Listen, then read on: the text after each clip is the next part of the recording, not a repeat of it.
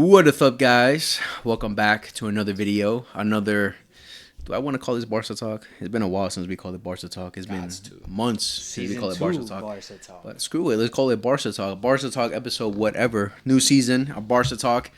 Today, we are going to talk about the upcoming season for Barcelona, the 25-26 season. Hansi Flick's second season coaching the most beautiful, the magnificent, the best team in the world, FC Barcelona. So today, exactly, we're going to talk about all that's to do with Barcelona going into the season, our expectations, talking about the players, the squad that we would like to see, everything regarding Barca. We're going to talk about today. It might be a long one, so sit tight and relax and enjoy. But before we start this video, let me just present the table really quickly. These guys are OGs of the fucking channel, so you guys already know who they are, especially if you watch the Barca Talks.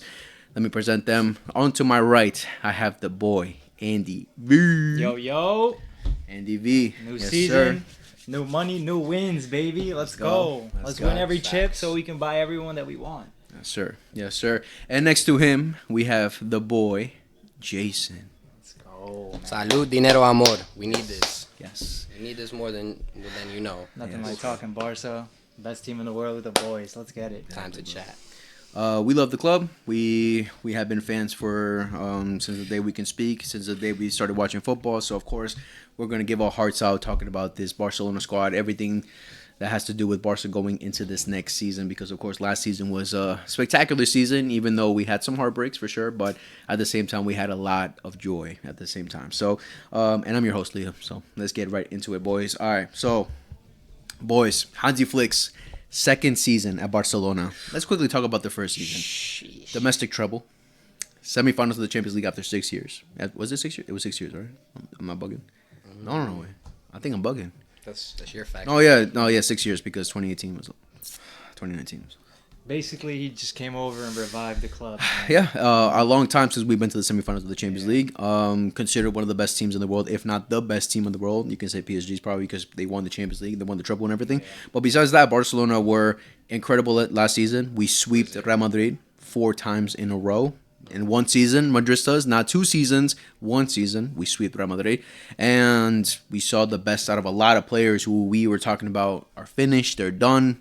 We got to sell them. And Hansi Flick came in and just revived them. Let's not forget, he came in only one signing. Only one signing. He had to depend on the team that we can all say with confidence, Xavi built.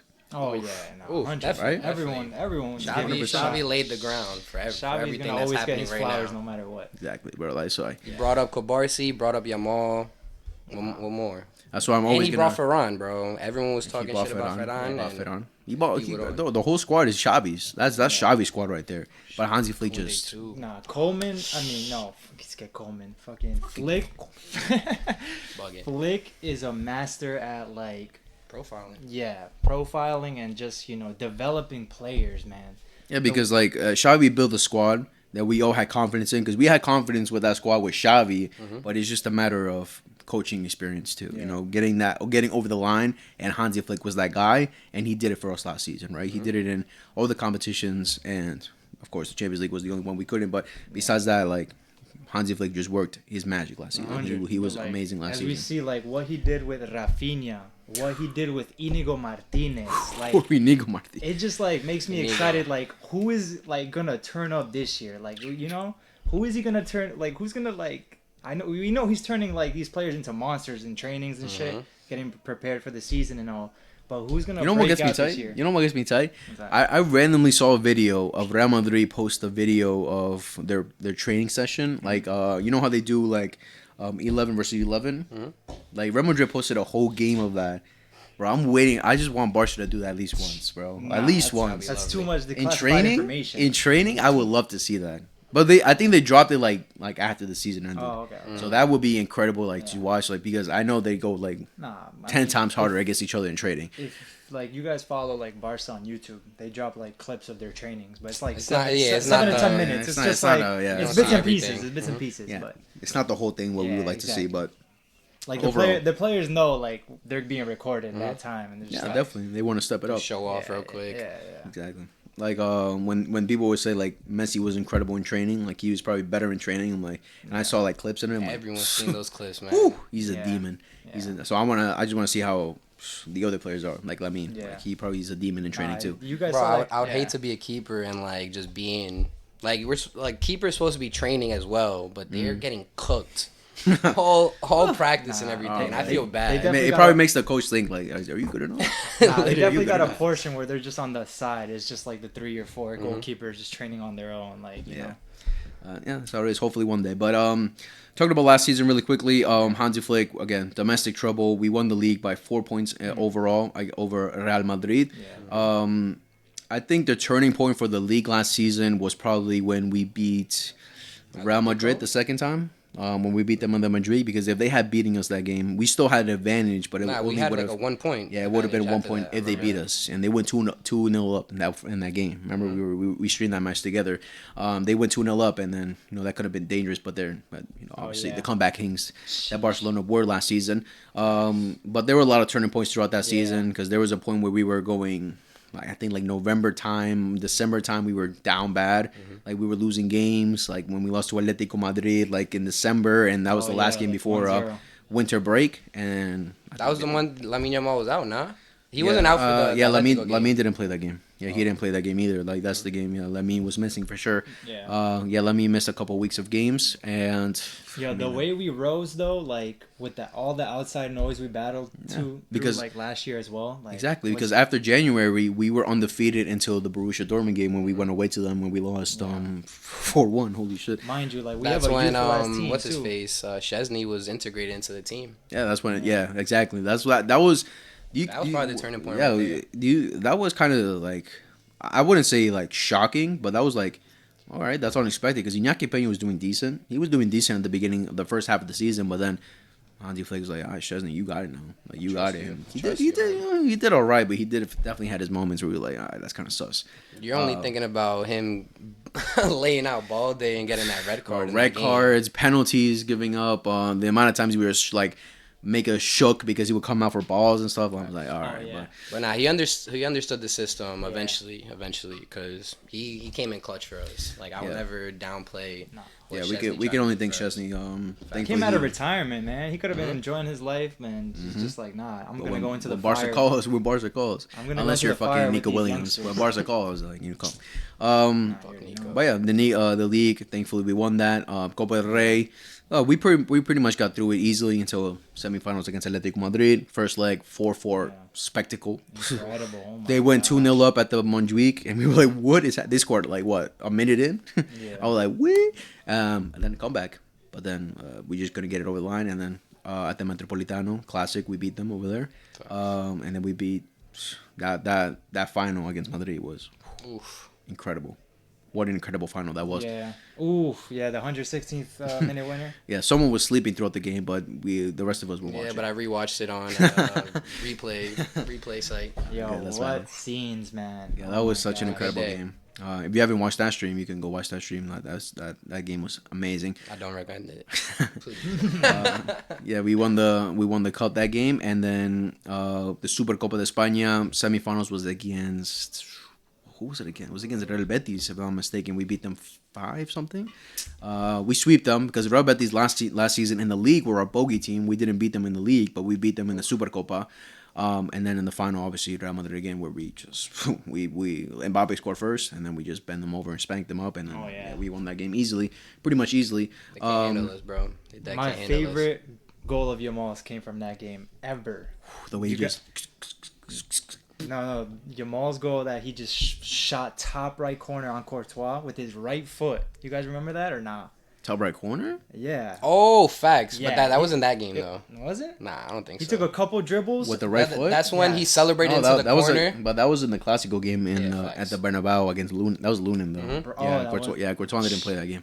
Bro, insane goal. That goal was incredible. That's my favorite goal of his. That goal was amazing. Bro, because they were talking to Rafinha and Yamal when they were taking a corner. They were talking like hella shit to them, and then Yamal had to go back to that corner and just like turn around and just show that jersey. He's so cold, man. Bro, he knows what he's doing. Throw him a banana. I'm sure he's gonna eat that shit right in front of you guys. Like Danny Alves vibes by nothing. Danny Alves vibes. He's not. Well, we'll talk about Lamine Yamal for sure later in this video, but yeah. And then to I guess end it off on some sour note. The Champions League. A lot of people were saying easy route. I don't think it was an easy route, particularly just because as much as we were playing easy teams, they definitely gave us games, and I think they would have given anyone games. They put up a fight. Borussia Dortmund definitely put up a fight at the second leg. That was an insane match.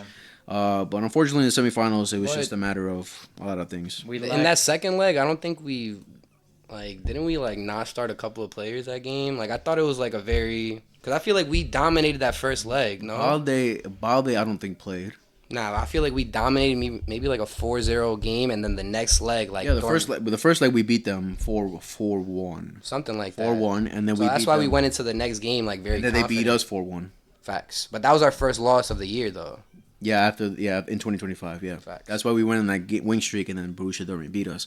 But thankfully, we got through aggregate, because there was definitely a moment I was thinking, "There's no we were all shook, bro. I remember there was just no way." But yeah, kudos to Borussia Dortmund there. But then they gave us a strong fight. Semifinals against Inter, a lot of mistakes, a lot of things we definitely got to learn from. I don't want to really talk about that honestly now, but stylistically, Inter is a bad matchup for us under Inzaghi. I don't know who's coaching them right now. Yeah, the way I saw Atletico play against us, I knew Inter was gonna give us a tough game too. Literally. They play similar.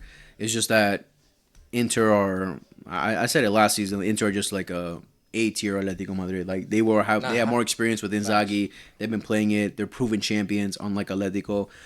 So I knew Inter were gonna give us a tough game, but it was I was heartbreaking. I think we just lacked maturity towards the end of that game, and I'm just hoping our players can look back at that and just learn from it, and just know that they were so close to tasting the finals and winning, going to win the fucking Champions League finals. Exactly. Nah, it should have been. That should have the history should have been so different right now.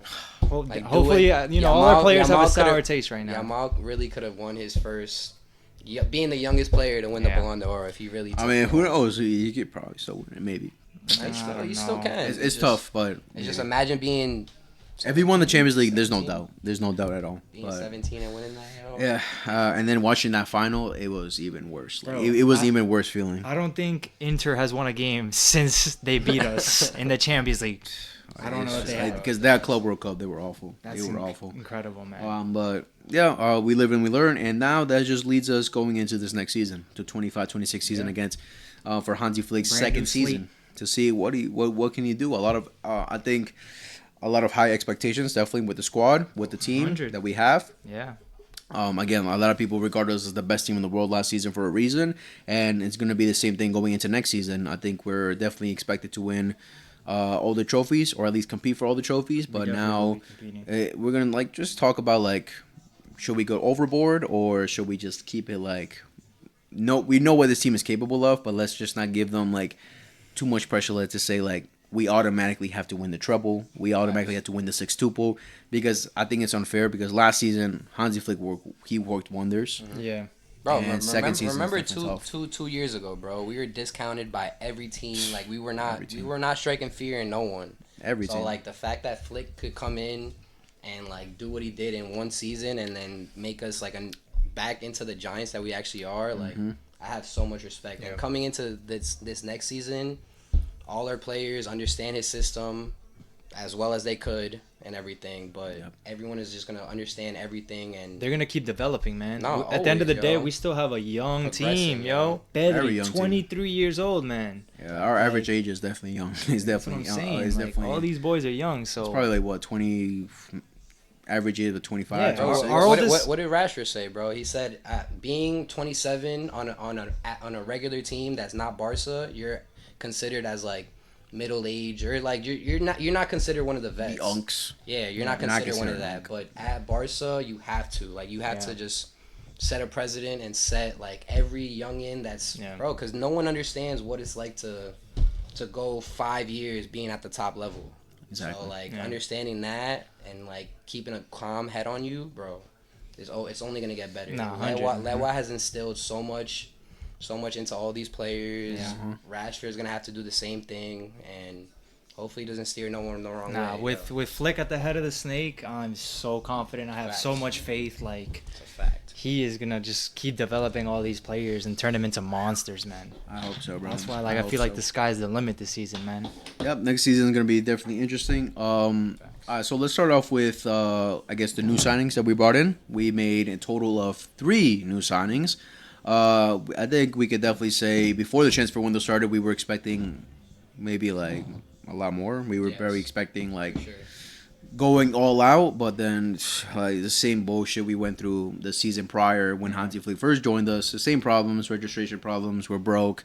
Players didn't want to take that risk, aka Nico Williams. A lot of things went down. Think he made the right decision. Nico Williams, just as in the fact that thinking like, yo, we're about to spend, I don't know what his release clause was. It was probably like 55 mil or something like that. It was cheap, but now compared to now, definitely. No, but what it was, we had to pay that up front, and then we had to make sure that he's going to get registered in that time being. And that's the reason he didn't join us. No, and I understand that now, because seeing that we're struggling with registering like certain players that we barely spend any money on. Yeah, like, exactly. Because I saw the whole fan base, like, they were pissed off at Nico. They were going crazy on Nico. We all were, bro. 2 times. We all were, definitely. But then you start looking at the deeper picture, and you start realizing like he won assurances. Like the one thing about Nico, he's not a Barca fan. He doesn't care about Barca. He didn't grow up Barca. He's an Athletic Club fan. He's been an Athletic Club his whole life. So he's not gonna have that love to be like, all right, I'll wait for you guys. Like Dani Olmo, Rafinha, like they love the club, so they'll be willing to wait. But Nico's just not one of those guys. The only reason he wanted to join is because of his friends. I really don't think he wanted to level up though, because knowing that you had that opportunity, I don't know, bro. Knowing that you had that opportunity, like I would at least like have a little faith in like, even if it came down to the wire, like there's still 2-3. Like he denied us like in the middle of like July or something. So like there was still like a month and a half of like, that's the thing, like we have the time to like figure out all the finances and everything. So I think he's kind of shit now. So I'm kind of happy. Yeah, this preseason he's been pretty. Honestly, I think he missed out on the opportunity to be mentioned in like the greats conversations. Like, he won't ever. Honestly, like we look back at our old teams, right, and like we would like rotate right wings. Like we had Pedro, we had Alexis Sanchez, we had David Villa. Like whoever stepped into that role, they became like great. You gotta understand this. Listen, like understand your role at some point. Yeah, 100. Listen, with Nico, like bro, like all right, if you want to like play for your childhood club and earn a bag, because he's earning a bag now. His new contract, he's earning a bag. Like he's set for life. After his contract ends in the next 10 years, he's set for life. Wait, $300K a week type bag? I just know it's 10 million a year. That's all I know. It's 10 million a year. I don't know how much a week, but 10 million a year for 10 years. That's good. That's bread. So if he wants to be that kind of guy that wants to stay at the club for the rest of his life, for at least a majority of his career, and because no one's buying him at 33, no, like at that point he's done. But if he wants to do that for 10 more years, earn a bag, and play for his team, all right, cool. But I expected him to be like, eager to want to go and like 100, yo. You're playing. He put himself up there. You're playing with your best friends too. Like you're basically the whole Spain team. That would have been we would have had this. But as much as seeing what Barcelona did last season, you would think that would even be a more reason to like, yo, do you not want to level up your game? Do you not want to be considered one of the greats? But at the same time, as much we can be like confused about the situation, is the fact that Barca just can't get it done. Like we can't like just go out and like, all right, come, you have no problem, come in. It's still a problem with Barcelona. Basically, every signing we make, there's gonna be like a freaking registration problem. Like literally, like literally 5 minutes before we started this video, we got the news Joan Garcia just got registered. And that came down to because Ter Stegen signed that. Yeah, he signed that medical form to be like, all right, I'm gonna be a prolonged out, so you can sign him. But it's just like, bro, we don't plan stuff out. Like we're always trying to do something, and then we react to now. Oh, now we got to do all this, and a club this big should never, like, bro. I feel like I'm Everton right now. Like how we do business, bro. And I'm gonna keep it a buck. Like that is actually. Like, not saying that we're that small, but, like, we're acting like small club. Like, we have small club tendencies, and that's the worst thing, knowing that, like, bro, we want to, like, sign the players that we want to, bro, but we can't. And that just shows, like, the Bartomeu era is just, like, still affecting us to this day. Yeah, it's still affecting us. Because Madrid, like, both Madrid clubs, they don't struggle at all with because they're not stupid, like, to spend that kind of, like, or be too exaggerating with that, like, how we were doing. But it mostly came down to the wages, how much we were spending and everything. But all right, when was the last time we made a good sale? Good sale. That's what I'm saying. Like, we buy in and we try and take Trincao got us 11 mil today, honestly. That's nothing. Yeah, good sale. Right there. Good sale, definitely not. I mean, yeah, because everyone we've been getting rid of. Because this season we got rid of Lenglet to Atlético Madrid for free. We got rid of Inigo Martinez for free. Can we talk about that for 1 second, please? We will. Eventually, yeah. Bro. Yeah, but Inigo leaving for free. Tell me why. Because we had to free up his wages, bro. We couldn't take his wages. Because I think he was earning like 12 mil a year, so that's his bread. Are you not risking that for the most important defender that understands the system that good? Are you not paying 12 mil? I would. I wouldn't give him away. Some people are like okay with it, but I wouldn't give him away. Like a lot of reports comes like he wanted to leave too. Yeah. Nah, that's bullshit. I don't want to believe that because I want to sign a contract like literally the day like. But he only signed for 1 year though. He only signed for 1 year. But like the thing is, there was a clause in his contract for him to like just terminate his contract and then he can leave. If there was an offer from Saudi, who put that clause in his contract? Probably our board, not him. But he wanted it too because Saudi came like asking for him a while ago already, but he rejected them to stay at Barca. I remember that. Like he said, like train passes only one. Like going to Saudi making that bread. Like it's understandable. He got double the pay. But I wouldn't be surprised if Barca did say like, bro, bless it. Please tell me you believe Barca. Yeah, I did. The video I made with talking about Inigo leaving, I definitely said Barca had to have some influence in this. There's no way Inigo just, all right, I'm out. Peace. Yeah. I want to earn it back. After an extension. Bro, that makes no sense to me. Because he understands how important he was, how much how much the team and Hansi love him. There's no way he just wanted to leave like that. Like, he had to have a talk with someone to convince him, like, help out the team. It also could have been just like, yo, I'm getting double paid. Like, I'm getting a pay raise. Like, I'm out of here. He's earning a bag, bro. Like that, I love that. I don't believe he's also at the age too, you know. I don't think he's money hungry. Can I be honest about one thing? I told Brandon this like the other day when we were with him. I said like, of course I was like upset that he left because he's a great player on the Hansi Flick system. Yeah. But it didn't hit me like. What are you about to say right now? It didn't hit me like. What are you about to say right now? It didn't hit me like, oh, we just lost someone major. I don't know. That's who is captaining that back line? 18-year-old Kubarsi? Bro, and I'm not saying it like a diss, bro. Kubarsi is that dude, but bro, he's a young buck, bro. I think Christensen is as good as Inigo Martinez. I don't think Inigo Martinez is good. He's super smart. He's very smart. But the problem with Christensen is just injuries. Exactly, bro. Yeah. That's the problem I have. But honestly, you're talking my language right now. Listen, bro. That's the problem. You understand what I'm saying? You guys are not gonna want to hear this, but Flick said in a conference today that he is happy with Gerard Martin and his versatility, and he is probably cut the video. He is probably gonna use Gerard Martin as a center back this season. So don't be surprised if he ends up playing center back at one time in the season. And he did in preseason already. But that's because Inigo is leaving. But that's only if Araujo and Christensen aren't available. That's what I'm saying. He already played as center back in preseason. That's because Inigo he was already so gone. Don't be surprised. Don't be surprised if he plays somewhat of a center back role this season too. I'll be pissed, bro.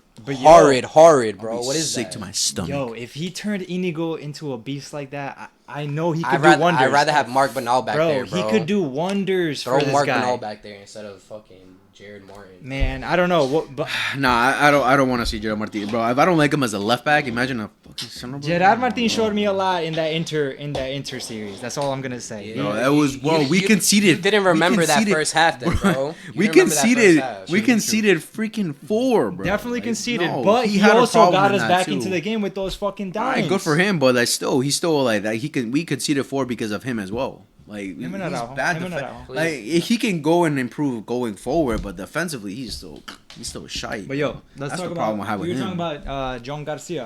How do you guys feel about the signing? Oh yeah, we're talking about the signings. John Garcia. So we signed Rashford, John Garcia, and Rooney.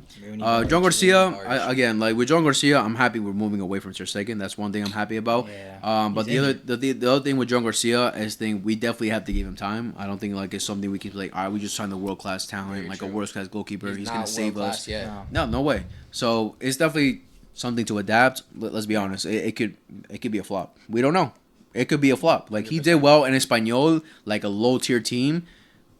And now that he's playing the Barca. The only thing he did, he saved them from relegation. Yeah, he saved them. Like he did amazing last season. But when he joins a club like Barcelona, though, more pressure, like, high pressure, bro. High pressure. And yo, honestly, but I saw a video preseason, and he was like, it was a corner kick, but it was like, it's probably something small. I don't know why I'm bringing it up, but like he like told everyone like, yo, be here. Like he set his whole line like straight on that corner, and I'm like thinking like you're coming from a small club, coming into a big club, and you're able to like. Maybe Flick told him to do it, but it's still like the fact that you have the confidence and just. No, that's innate. That's innate. That has to be innate in him. Like, cause, but one thing we do know about him, he's a confident goalkeeper. So facts. That's one thing I'm happy about. Need that. All right, yeah, bro. Safe hands, bro. I'm always. Honestly, though, we saw how Szczesny. If Szczesny came in the middle of the season into the fire, and did what he did, John Garcia starting preseason, you know, he got his feet under him. Like, there's, you know, these first couple of La Liga games, we're gonna see. We're gonna see. Big test but he looks like he makes himself big when, like, you know, opponents' forwards are coming in close. Yeah. So we'll see what's up. Him. So yeah, we'll see what him with. Next up, Rooney, a young talent. I don't know his last name, so I'm gonna call him Rooney. 19 years old. Yeah, Barjai, whatever his name is, but I'm gonna say Rooney. I'm gonna call him Rooney. From Copenhagen, he's kind of filthy. Yeah, he's a baller. He's a baller. Like he was touted before, like as a good prospect, but he did suffer an ACL injury early on, in his career.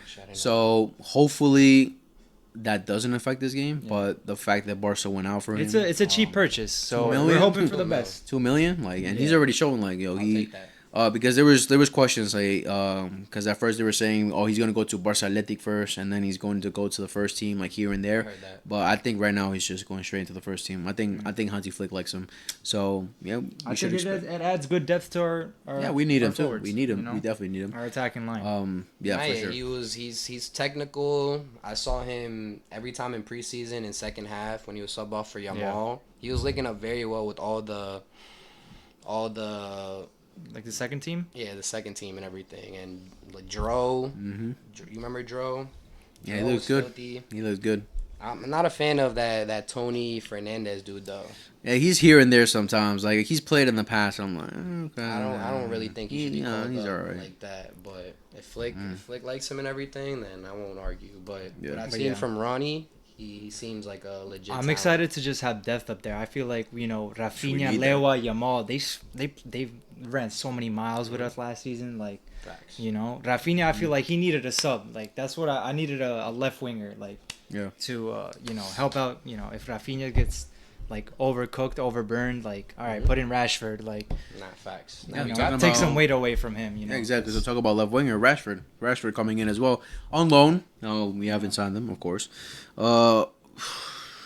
I'm with it. I don't know what that sigh was. I'm so with it. Let's see what happens, honestly. I'm like, so with it. I was telling both of you before we started this pod that, like, you remember when we got Rafinha, right? He came from Leeds, and what was his first year like? It was a struggle. Type shit. His first year was a struggle, and then, like, you know, it took him a good season and a half, 2 seasons to get accustomed. It took him Flick. But, like, it took him Flick. But Rashford has 1 season. If he doesn't do it this season, he's done. We're not gonna extend him. So he has to do good this season. Yeah, he has to. If he wants to move, if he wants that kind of expectation, he needs to do it. But of course, when we see players like this, like Rashford, who have in the past shown potential, like we've seen it with other players like João Felix. Like he goes from here, there, and there, and there, and no big club signs him. Like, they see the potential in you, but if you don't actually do it, then that's you just gotta be willing to put in the work, man. I think Rafinha is gonna be huge for Rashford, honestly. Facts. I think Rafinha is gonna implement, because he's gonna tell him, like, you know, I came from, like, you know, the Premier League. This is way different, this and that. I think Rafinha is gonna be a huge help for Rashford, and I hope that's what it is, honestly. I hope so. Yeah. Yeah, I'm expecting. Honestly, my expectations are, like, right here for Rashford. Like, it's here and there. I mean, the one thing I don't want from him is to do good. And, like, wait. I don't want him to do good, sign that contract, and then do shit. That's what he did at Man U. I'm hearing you. That's what he did at Man U. I don't want that. If he does that, I'm gonna be.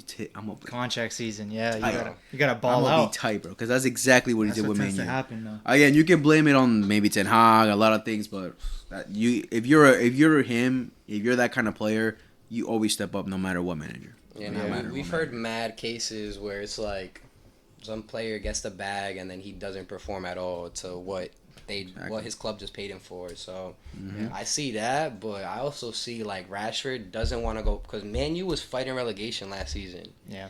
And I know he wasn't playing for them and everything, but he doesn't want to go back to that type of environment when he just sensed what playing around Pedri, playing around like all these world class players. Like he's gonna want to fight for his position and then fight for his spot. Yeah, so maybe this being around these players can get the best out of him because Man U's team is low key, bro. Because Man U is what, bro? Like they're nothing compared to. They're nothing compared to Barca. So yeah, we'll see what Rashford does this season. But Louis, question though: do you guys prefer him at the 9 or on the left wing? Definitely not the 9. I don't want him at the 9. Yeah, I feel like he played the game against Como. He played at the forward at the 9, and he was like barely, he noticed until he made that big run in the pass to Rafinha. Facts. I feel like he was non-existent most of that game until he made that big ass run. You remember what I told you in the car, bro? It's like I really feel like Rashford doesn't understand that he's on an attacking team. Yeah. And like he doesn't understand. He's that kind of player. No. But he doesn't understand. Counter-attack player. Yeah. But he doesn't understand how attacking we are. Like we're always trying. Like but the moment he's learning every day. The moment Fermin was playing with him, the moment Fermin got that ball, you should already be on that run. And he never took initiative. Rafinha would have to come from the left, make a diagonal all the way over here to make that striker run. And like I saw it so many times, and I really like it. He just gotta get accustomed to it. No, but but the thing is, he is that kind of player, a transition player. No, I know he is that kind of player. So that's like just him learning it, like getting more experience throughout the league. Facts. So yeah, I mean, again, but do you understand what I mean? Like he doesn't really think like, yo, just cause Cabarsi has the ball, that doesn't mean he's gonna send a long ball to me. But it really does though. Like because we're on like flick he's ball, not used to it. That's what I'm saying. He has to get you like we're really an attacking team, bro. Like there's no way that I could like stress that, bro. Like it's like every minute we're fighting. We're trying to get towards for that goal. Bro. Nah, that's our game. We're trying to make 3 passes and then be in the box. So he doesn't understand how attacking we are. That's so why him being that 9, I don't think is gonna work out. No, yeah, I don't want him to stay on the 9. I'll play him the left. Like he'll probably just play that. What Rafinha was doing last season. Like we don't really have a left winger. Like because Balde's always gonna run up. The thing with Lamine, like he touches the wing a lot because Koundé isn't that kind of attacking fullback. Like Koundé is there to support, while Balde is always there to make runs, always be that other guy to like support and be another left winger. Gotcha. So I think Rashford is gonna play the same thing that Rafinha was doing last season. Just play that kind of inverted role, like try to make runs through there. But we'll see. I was gonna say something bugging, but I'm just saying like we have 2 attack now we have 2 wingers that are gonna try and beat their man because I feel like Rashford is a better 1v1 player than Rafinha. Definitely. So as of right now, I mean, we've seen it at least. As of right now, basically what Nico Williams was supposed to be for us, like that. Just we have 2 flanks that are just lethal. That now hopefully Rashford figures out and like, bro, just catches form, bro. If he catches form, and at the end of the day too, if he's on the same field as Yamal, bro, the eyes are on Yamal.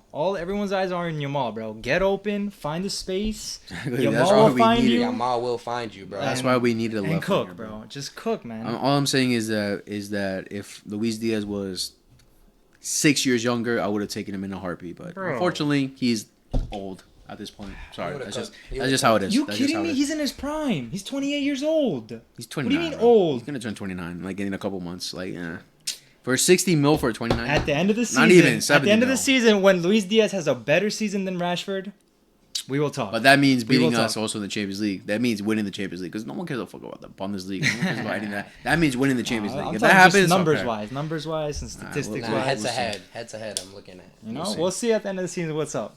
We'll see. But yeah, those were the transfers that we made. Again, like I said, we just got news before the video started that Joan Garcia got registered. I think Rashford is gonna take a little bit. And Rooney, I'm not sure we registered him through the Barca Athletic, and then we can call him up. I'm not really sure. All I know is that his wages are not as crazy high. Yeah, definitely not. They're definitely not. So I don't know. Another good thing about Rooney is he's a One Piece fan. So. He is. So he's a big anime guy. Dude, right there, bro. So he's gonna be a baller.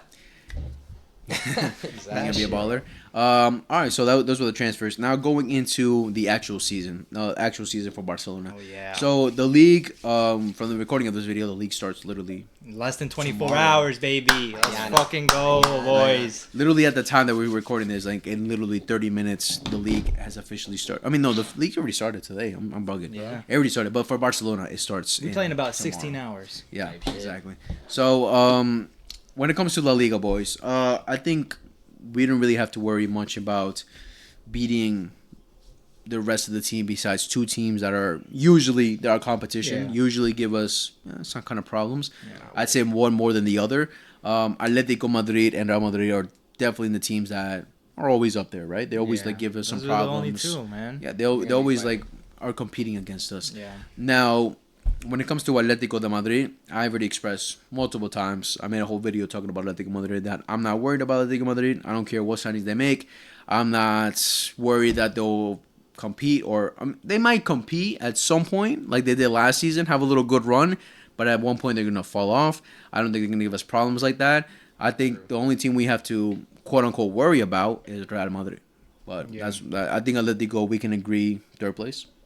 Yeah, third definitely. place, right? Yeah. But the only thing I disagree with you about Atletico is I definitely rate Simeone, and you don't. I don't rate him. I know you don't, bro. It's just until like how long? How long is your leash gonna be? Yeah, but like he's already won 2 leagues with them, with Atletico. But like, do you not want more as a fan base? Oh, the last league they won though, that was Barca and Madrid's like worst. Bro, but he moments. fights for the he doesn't he will get to the finals, but like he won't do nothing. Like, so that's what sucks, but he gets there. Like, I don't rate Simeone. I don't rate Simeone just because. I know you don't. the reason I don't rate Simeone is because he gets good moments out of this team. He gets moments where he can compete. Last year he could have potentially won the league if they didn't drop stupid points. If they didn't lose to the 2 teams they should have beaten. Because it's not even a problem of one-on-one situations with Barca and Madrid. With Barca, they beat us and we beat them in the league. With Madrid, they tied 2 times. Mm-hmm. So it's not even a problem against the top 2 teams. It's a problem against the other teams they should be beating, and we and Madrid beat. That's why it's always 1 and 2. Mm-hmm. Atletico just right there. Yeah, they love dropping points to bum teams. That's the problem I have with Simeone. Like, he's just not like a consistent champion. But last year, highest paid manager in the world. That's insane. Him? Yes. Oh shit, I didn't know that. In the world, I'm not talking about Europe. Yeah, take everything back. I'm not talking about Europe. The world, bro. We're talking about Saudi League too. The world. That's insane. That's insane, bro. That man's been there. He doesn't do it. He doesn't do it. And the only reason they got kicked out last season was because of that bullshit penalty, though. Yeah, okay. You can blame the bullshit penalty, definitely. I will blame that. But at the same time, bro, you're at the crib. You score a minute in. Not even a minute. I think like probably like 45 seconds to tie up the tie, and then from there you don't do jack shit. Like, oh fuck. That's embarrassing, bro. Like, low key, high key. They lost the league. They were out of the league when we beat them at their crib, the 4-2 match, and in the Copa del Rey they lost to the crib again too. Yeah. Losing in your crib, going out in 3 competitions in your own crib. Come on, bro. I feel you on that. All I know is that if God forbid Lewa or Ferran go to Atletico, they win in the league for sure. Oh my god. For sure they're winning the league. I'd be sick. Lewa goes to Atletico, forget about it. I'd be sick Barca to my stomach. pod is canceled. I'd be sick to my stomach. Atletico winning the league. I've seen that before with Suarez. 100%. I'd be sick. All right, so we just took a little bathroom break. But yeah, we were talking about Atletico. Yeah, third place. I don't think they'll be much competition. Now talking about Real Madrid. Julian to Barca next year. Hopefully. Real Madrid. I don't think I want him. Real Madrid.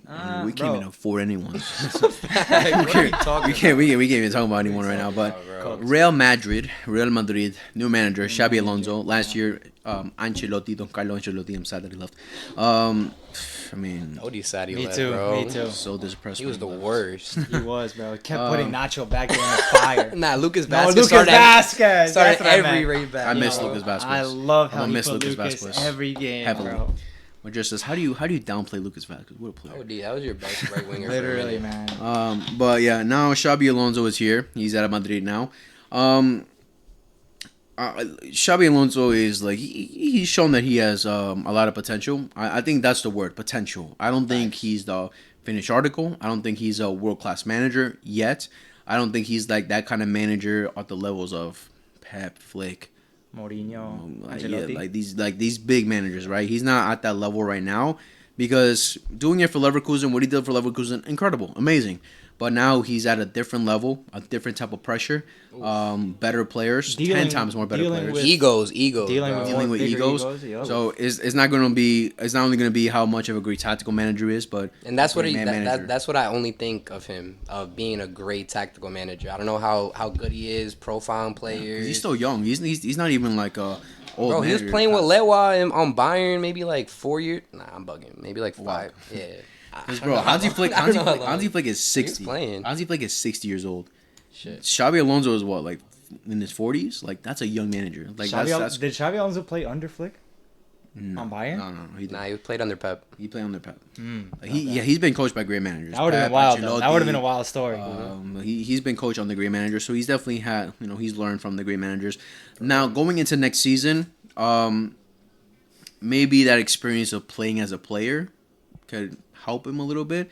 But I just think for the league, I just don't think he's gonna do what Hansi Flick did and just come in and win the league. I just don't see it because there's just no evidence of what he did with what he's done with this Madrid side to be like, all right, yeah, we're gonna win the league. Like it's just a matter of he did great at Leverkusen. Now he's gonna do it with a better team, so the expectations are high. But it's not. It shouldn't be expectations like, all right, they're gonna win the league now because we know he's a decent manager, and now he's going to do with better players. He has to prove it to the world. Yeah, if he does it, okay, kudos, like all right, credit, respect. But I just don't think it's going to happen. I think we got the league on the back. Yeah, the league is one of my least worries, bro. I want to see where we're at. Exactly what you're saying, bro. I don't think Xabi Alonso could, in his first season, actually come to Real Madrid and like just completely change their whole infrastructure and like how they play. They're probably gonna play great ball, but I don't think they're gonna be better than us. Yeah, and nothing. Madrid nothing don't got the depth either that we do. Yeah, I think there are gonna be moments where, like, he probably will have to depend on the likes of Mbappe, Vinny, like having to step up and save him. They'll go on their runs. Nah, like, I mean, bro, like you like it's pretty. I really see like them dominating all the little clubs that we do, like at the same time. Like obviously they're gonna have their struggles. They're gonna have their struggles, the low blocks that certain teams play and everything. But as of right now, like I see them dominating. But compared to what Flick does, there's no way that he's gonna implement all his ideals the way Flick did in his first season. Because with Madrid, like the difference I said with Atletico Madrid, like it doesn't depend on how they play against Barca Madrid. It depends on how they play the smaller teams. Yeah. It's always Madrid is always how they play against Barca, and if they do it against Barca, you're right. They're gonna have that advantage, and then they're just gonna go at it to keep winning because they know they're on top. So I think it's definitely gonna depend on how they do because the first game is at the Bernabeu. Thankfully, the first game is at the Bernabeu. In October? Yeah, I mean, the first game is at the Bernabeu. Thankfully, because the second game is at home, which is always great. Yep. So that's gonna definitely depend. Considering the schedule that they have, like we had 3 home games, 3 away games in a row. Wait, tough. Before you say anything, where is our home? Where are we playing home? I don't know. Cause I deadass don't know. I don't know. It's not the Montjuic? No, we haven't. Like I don't think we've came in contact with them for this season. They kicked us out. The last thing I saw the Montjuic, they were renovating it. That's why they took everything out the field and everything. So I'm like, what I saw was we were playing the Johan Cruyff Stadium. Bro, I heard some bullshit like that too, bro. And that's the smallest stadium I've ever seen. When I saw that the Gambler Trophy, I'm like, bro, I saw that and I almost, exactly what you're doing, bro. That's worse than Montjuic.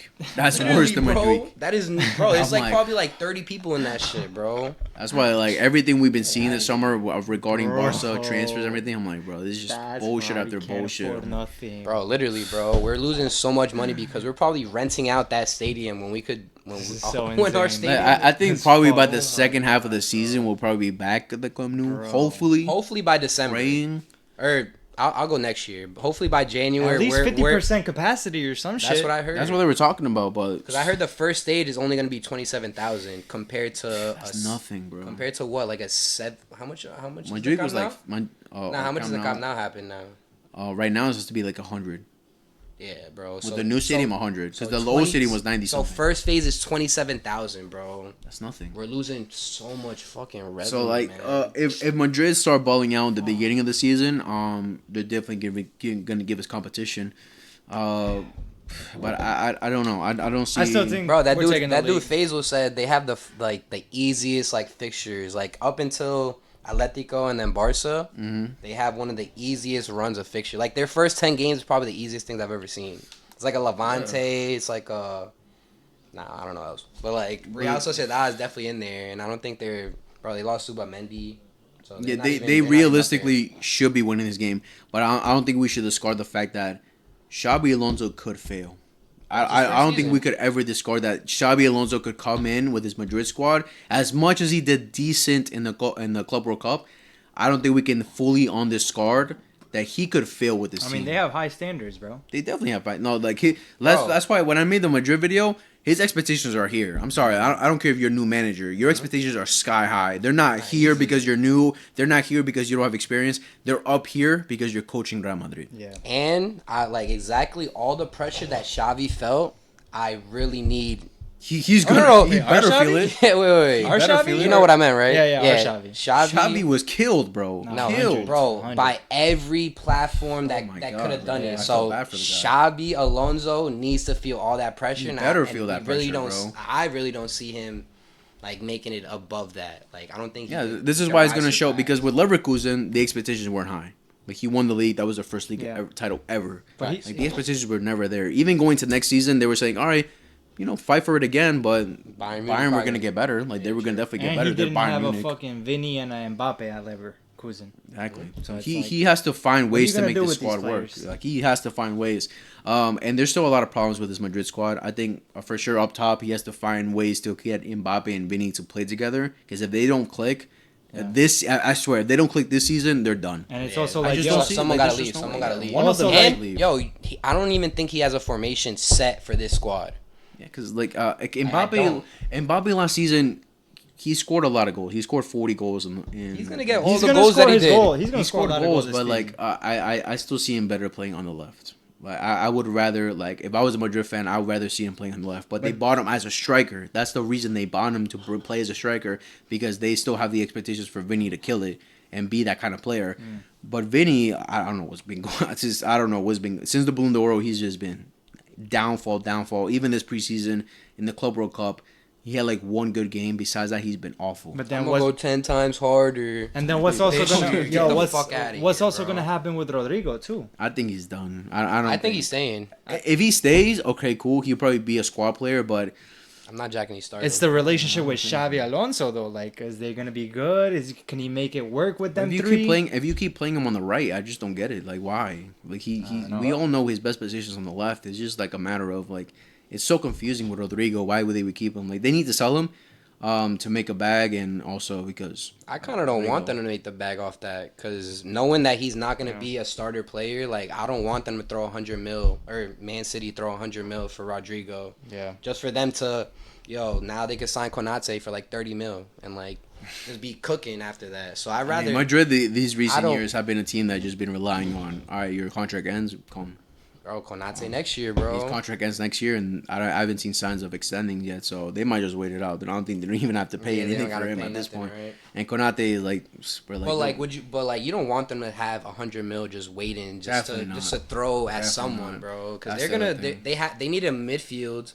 I feel like they need another midfielder and shit. Because the thing is, they can afford to get rid of a good player. We can't afford to get rid of any good players at all. Honestly, they can afford it. Casado.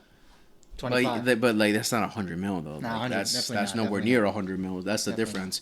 But I don't know. I don't see what Real Madrid next season too And I heard that dude Masatuno or whatever his name is. Antuano? Yeah, I heard he was gonna be I heard Xavi Alonso messes with him more than he does Rodrigo and shit. Maybe because he's an actual right winger, so he might actually play. He's young. He's I think he's 17. 17 or 18, he's bro. Young, bro. He's young. He's trying to cook up the same Yamal, bro. It's not the same. I mean, we'll see. We'll see if the pressure hits him. We'll see if the pressure hits him. We'll see if he trusts him because we also got to think of of Arda Güler, Endrick.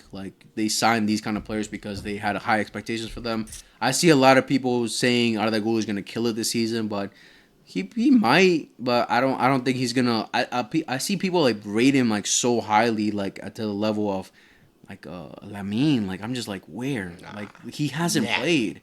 He's barely played. He's barely been an important player where you're just gonna like I saw a video of this one Madrid fan put like say you should build this team around Arda Güler. I'm like, why? Why would you do that? He's not shown it at all. He's probably only saying that because he's their most creative midfielder.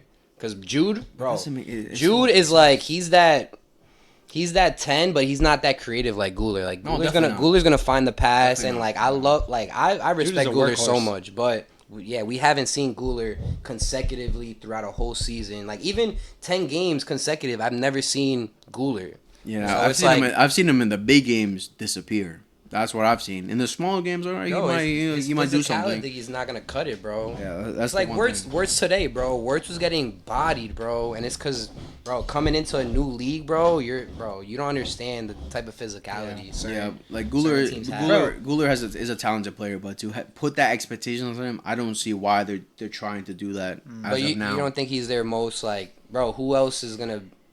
Like, who else in that midfield? He has to be that guy now. It's not like Valverde. Like, Valverde can't do what Güler does.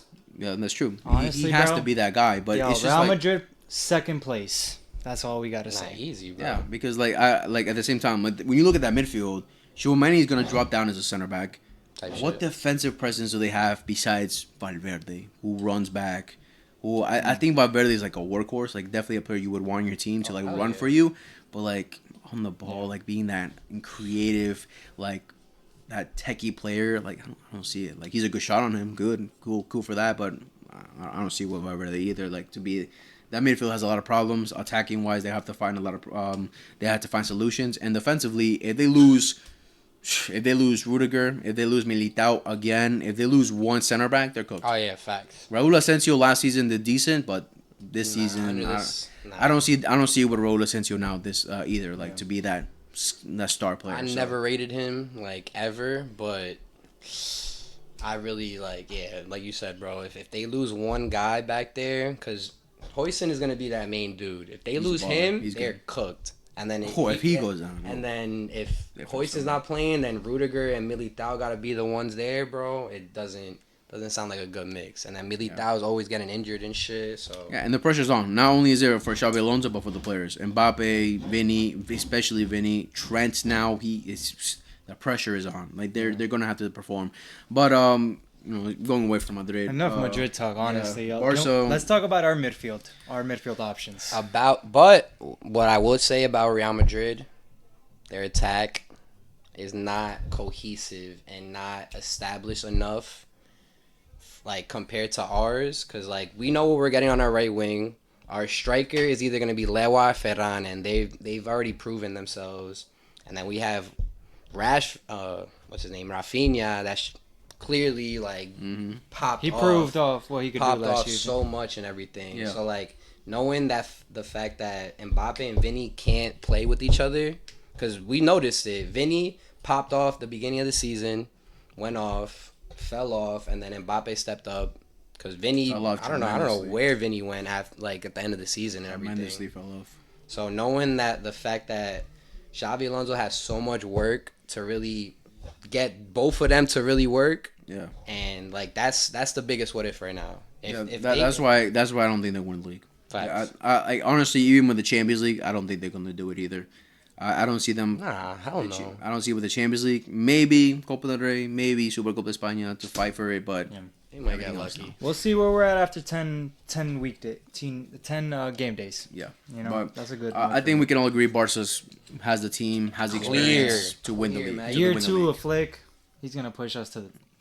When it comes to the League Cups, Copa del Rey and the Supercopa de España. Supercopa de España, we're playing Athletic Club for the semifinals.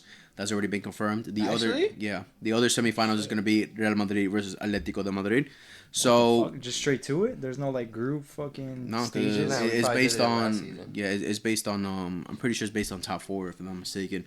Mm-hmm. We play Athletic Club. I think we'll beat them easily. Athletic Club. Yamal's gonna shit on them. Yeah, get straight into the final, and now either Real Madrid or Atletico Madrid, I think we'll show us something, Nico. Show us something, bro. Yeah, maybe. Do something. Kunde's locked you down before. He'll do it again. Kunde with the extension, you guys peeped? Let's go, 2030. I love it. Bro, I heard that helped us like register like everyone else. Really?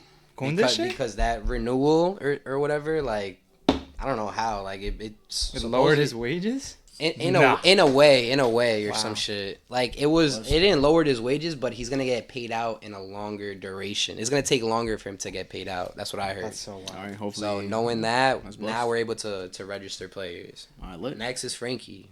Lower those wages, Frankie, bro. But stop being foul. Yo, our midfield options. Wait, hold on. Before we get to the midfield, Supercopa, either Real Madrid or Atletico in the final.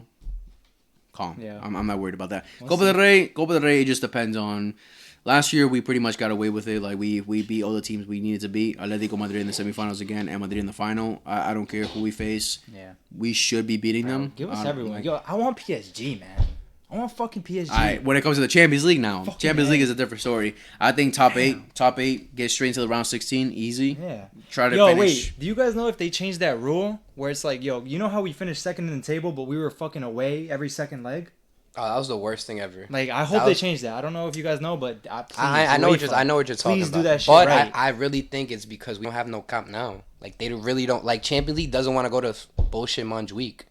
So that's my reasoning. I don't know, but because bro, Leo, you remember that, bro? Every second leg that we had, it was away. Yeah, and that's so whack. No, Benfica was at home the second leg away. But then we finished off in Inter. Remember, we finished off in Inter. Borussia, Inter were away. We're away second leg. That's fucking ridiculous. What the fuck? Why are we getting second place? But honestly, when it comes to that, I'm not worried. I'm not even thinking about that, bro. Because how many times do we really dominate first leg? And then sometimes bro, I'm pretty sure we had a record of winning the most games at away too. We did good away last season. It just came down to those games specifically where we should have done better. 100%. When it comes to experience. But Champions League, I think top 8 we should minimum get straight into the round of 16. Not worry about playoffs or anything. And I'm saying this right now. I don't care who we play. Give us the hardest route. Give us the easiest route. I expect our team to compete against any side. There's not a side in Europe that I'm worried about. There's not a side that scares me at all. It's just, bro. I think we have the team capable of. We have the manager capable of to compete against any side. We are literally the worst matchup, bro. We are trying to attack your neck. We're coming at your neck every minute of the game. Mm-hmm. Bro, your center back is not gonna have no time to think of anything. I think the only two teams that you can say that Liverpool. Would you want to play Barcelona? They'd be like, all right, no problem. Is Liverpool and PSG. I think they're the only two teams. PSG, give me right now. First leg, round of 16, honestly, bro. Round of 16, bro. PSG, they've been playing year round. They just finished the club. Bro, what did I just see, bro? Tottenham almost beat them 2-0. Yeah, that's true.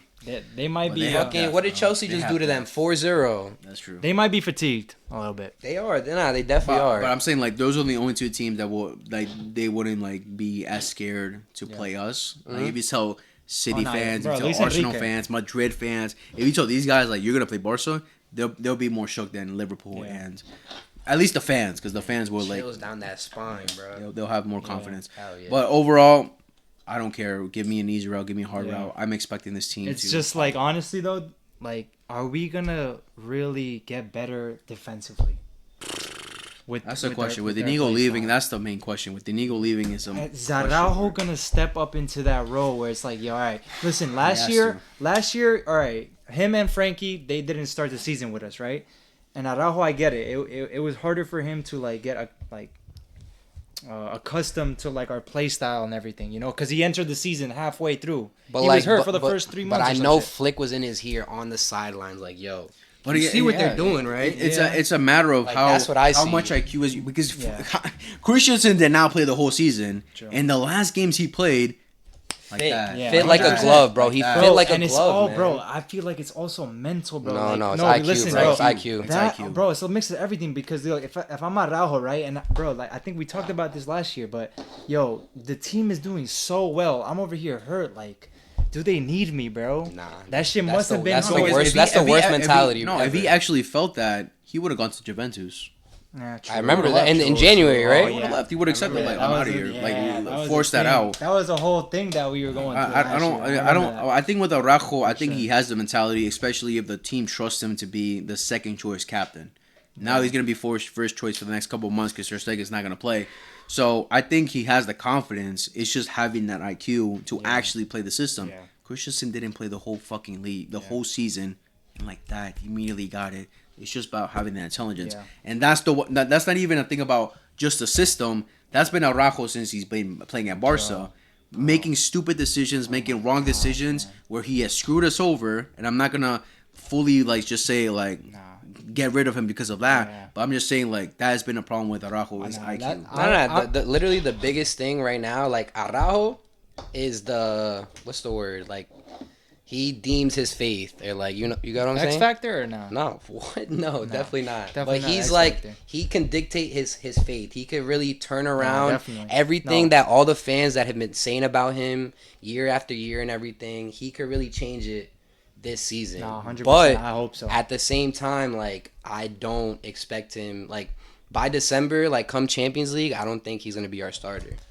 I literally can't see it, bro. Because there's going to be a point in the time where, bro, even during the league, bro, he's going to catch a red card on, like, bro, all our high lines, bro, like they have to, like, our defenders have to make that risky tackle at some point, you know? And I really don't think Araujo has the level of intelligence to really do that. Yeah, because we read Araujo how like physically amazing he is. He's physically, strength. Like speed, gifted. He's gifted. That's Vinny's papi. Those recoveries he has to make is because he makes that mistake of them getting through, and then he has to recover himself. Bro, throw him in a low block. In any system, bro. Throw him in any team. Throw him right next to Saliba, bro. Kick out Gabriel right now, and I swear to God, Araujo is gonna be considered one of the best center backs in the world. But Arsenal, bro, because they're a low block, bro. They have defensive, like, they're already defensive minded, bro. Araujo in a like in any other squad that's not hold the high line, bro, he's gonna cook. But overall, like in any defensive, they put him on Atletico, put him on Inter, put him on Atletico, bro. He's cooking. That's something I'm looking forward. That's something I'm looking forward to this season. Let's see how he is with the high line. Does he do it well like Inigo? I don't think he's gonna adapt. Because exactly what you're saying, bro. Inigo was that main guy setting Kubarsi, setting Balde, setting Koundé straight. Yeah. Araujo is gonna worry about himself. And then even that, bro, he's still not that intelligent to really hold that line, bro. But overall, to finish with the Champions League, we just try to win the 6th this season, right? We need it, bro. We're winning the 6th. I need it. 10, 11 years. We're winning the 6th. We're winning the 6th. Oh my. All right, so let's get into the squad now. Let's get into what the best 11 is. Everyone fit. Everyone's available. Let's talk about the best 11. Starting off with the goalkeeper, I think we can all agree is Joan Garcia easy. Right now is Joan Garcia easy. Record signing $25 million, bro. Of course we're gonna play him. Joan Garcia easy. There's not much to talk about that. That's the biggest signing of the year, of the summer, of the season, bro. Of the season, yeah. That's why I said that, bro. He's a goalie. It wasn't a record signing for this summer. Passing the baton. Fullbacks: Alejandro Balde, Jules Koundé. Easy. Yeah. Jules Koundé. Locked in. Oh, he was our workhorse last year. Come on now. He was incredible. Iron Man right there. And Alejandro Balde, going forward, amazing. Defensively, man, have to tweak some things. Please stop that. He does. No. He be looking like a gazelle out in the open field when he goes up the field, bro. But he's so elite at everything he does, bro. I want to say elite. No, elite. I wouldn't say elite. Elliot. I want to say elite. I think he's improved. He's working, but he still has. Who is a better left back than him beside Nuno Mendes? No, I'm not. All right, then. So we're talking about elite left backs. But we don't look at other teams like that. That's why we wouldn't know. But we look at. What other left back we really talk about in the world of football? Like no one. Like City don't have a left back. They have fucking Gavardio playing as a center back, as a left back. Cucurella from Chelsea? Hell no. Fuck no. Andy Robertson? Hell no. Bro, give me Jordi Alba, bro. You shitting me? I know. Wow. I think Balde is an incredible left back. I think I've said he's the best left back in the world. I don't care about Nuno Mendes, but he definitely has to improve. Nah, he's gonna improve. Get better. Bro. Get better. Yeah. Just get better. He's still I love everything he does. He's 21, bro. He's 21. Don't change. He's 21. Bro, he's gonna 21. keep getting better, bro. Nah, What do you mean don't change? Nah, Just stay as what you are? No. Whatever he's doing is working for us. He's 21, bro. He's 21. Keep getting better. We'll see. Sure. We'll see. But yeah, okay. Alejandro Baldechus Kunde. Yeah. Center backs now. One we can agree with is Paco Barci. Not gonna tell, and that's our captain right there. He's running the line. Yeah, Paco Barci. He understands the system. He understands how to really control everyone. And 18 years old. He's gonna go off, bro. He's gonna go. He just lost his best friend though. I know. We'll see. Yep. No more Inigo Martinez. So the other guy, I think at the beginning is going to be Araujo. Just because It has to. No, it has to. He's the captain. Yeah. So Hansi Flick is going to give him. He needs to give him that trust because I think Hansi Flick has the idea now that all right, Christensen gets it.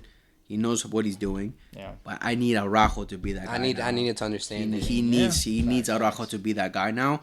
And even in preseason, we saw Araujo as like he has his moments where he just doesn't get it. He doesn't look sturdy enough. He doesn't understand it sometimes. So I think he needs to try and convince Araujo. But if at some point Araujo is not doing it, by December, bro, I'm telling you, Christensen's gonna be our starter. I say even early on after that because we need we depend heavily on our high line. And the thing is, Cubarci's not gonna be telling Araujo, get the fuck right. He has. I don't know. Like Cubarci's not. Cubarci's too late. So are we thinking Cubarci's gonna go? Because Cubarci was right center back, nah. Mm-hmm. And he's going to left. With Araujo, he's going to left. See, I don't like that. I don't like. I mean, I don't like moving Pau Cubarci if he's already elite in that right center back next to Koundé. Yeah, because if Christensen now he has to play next to Balde, and it's a different little lineup, bro. I don't like it. It's just Araujo, man. That's the because I think because if Christensen plays, then Christensen won't play in the left because he's done that.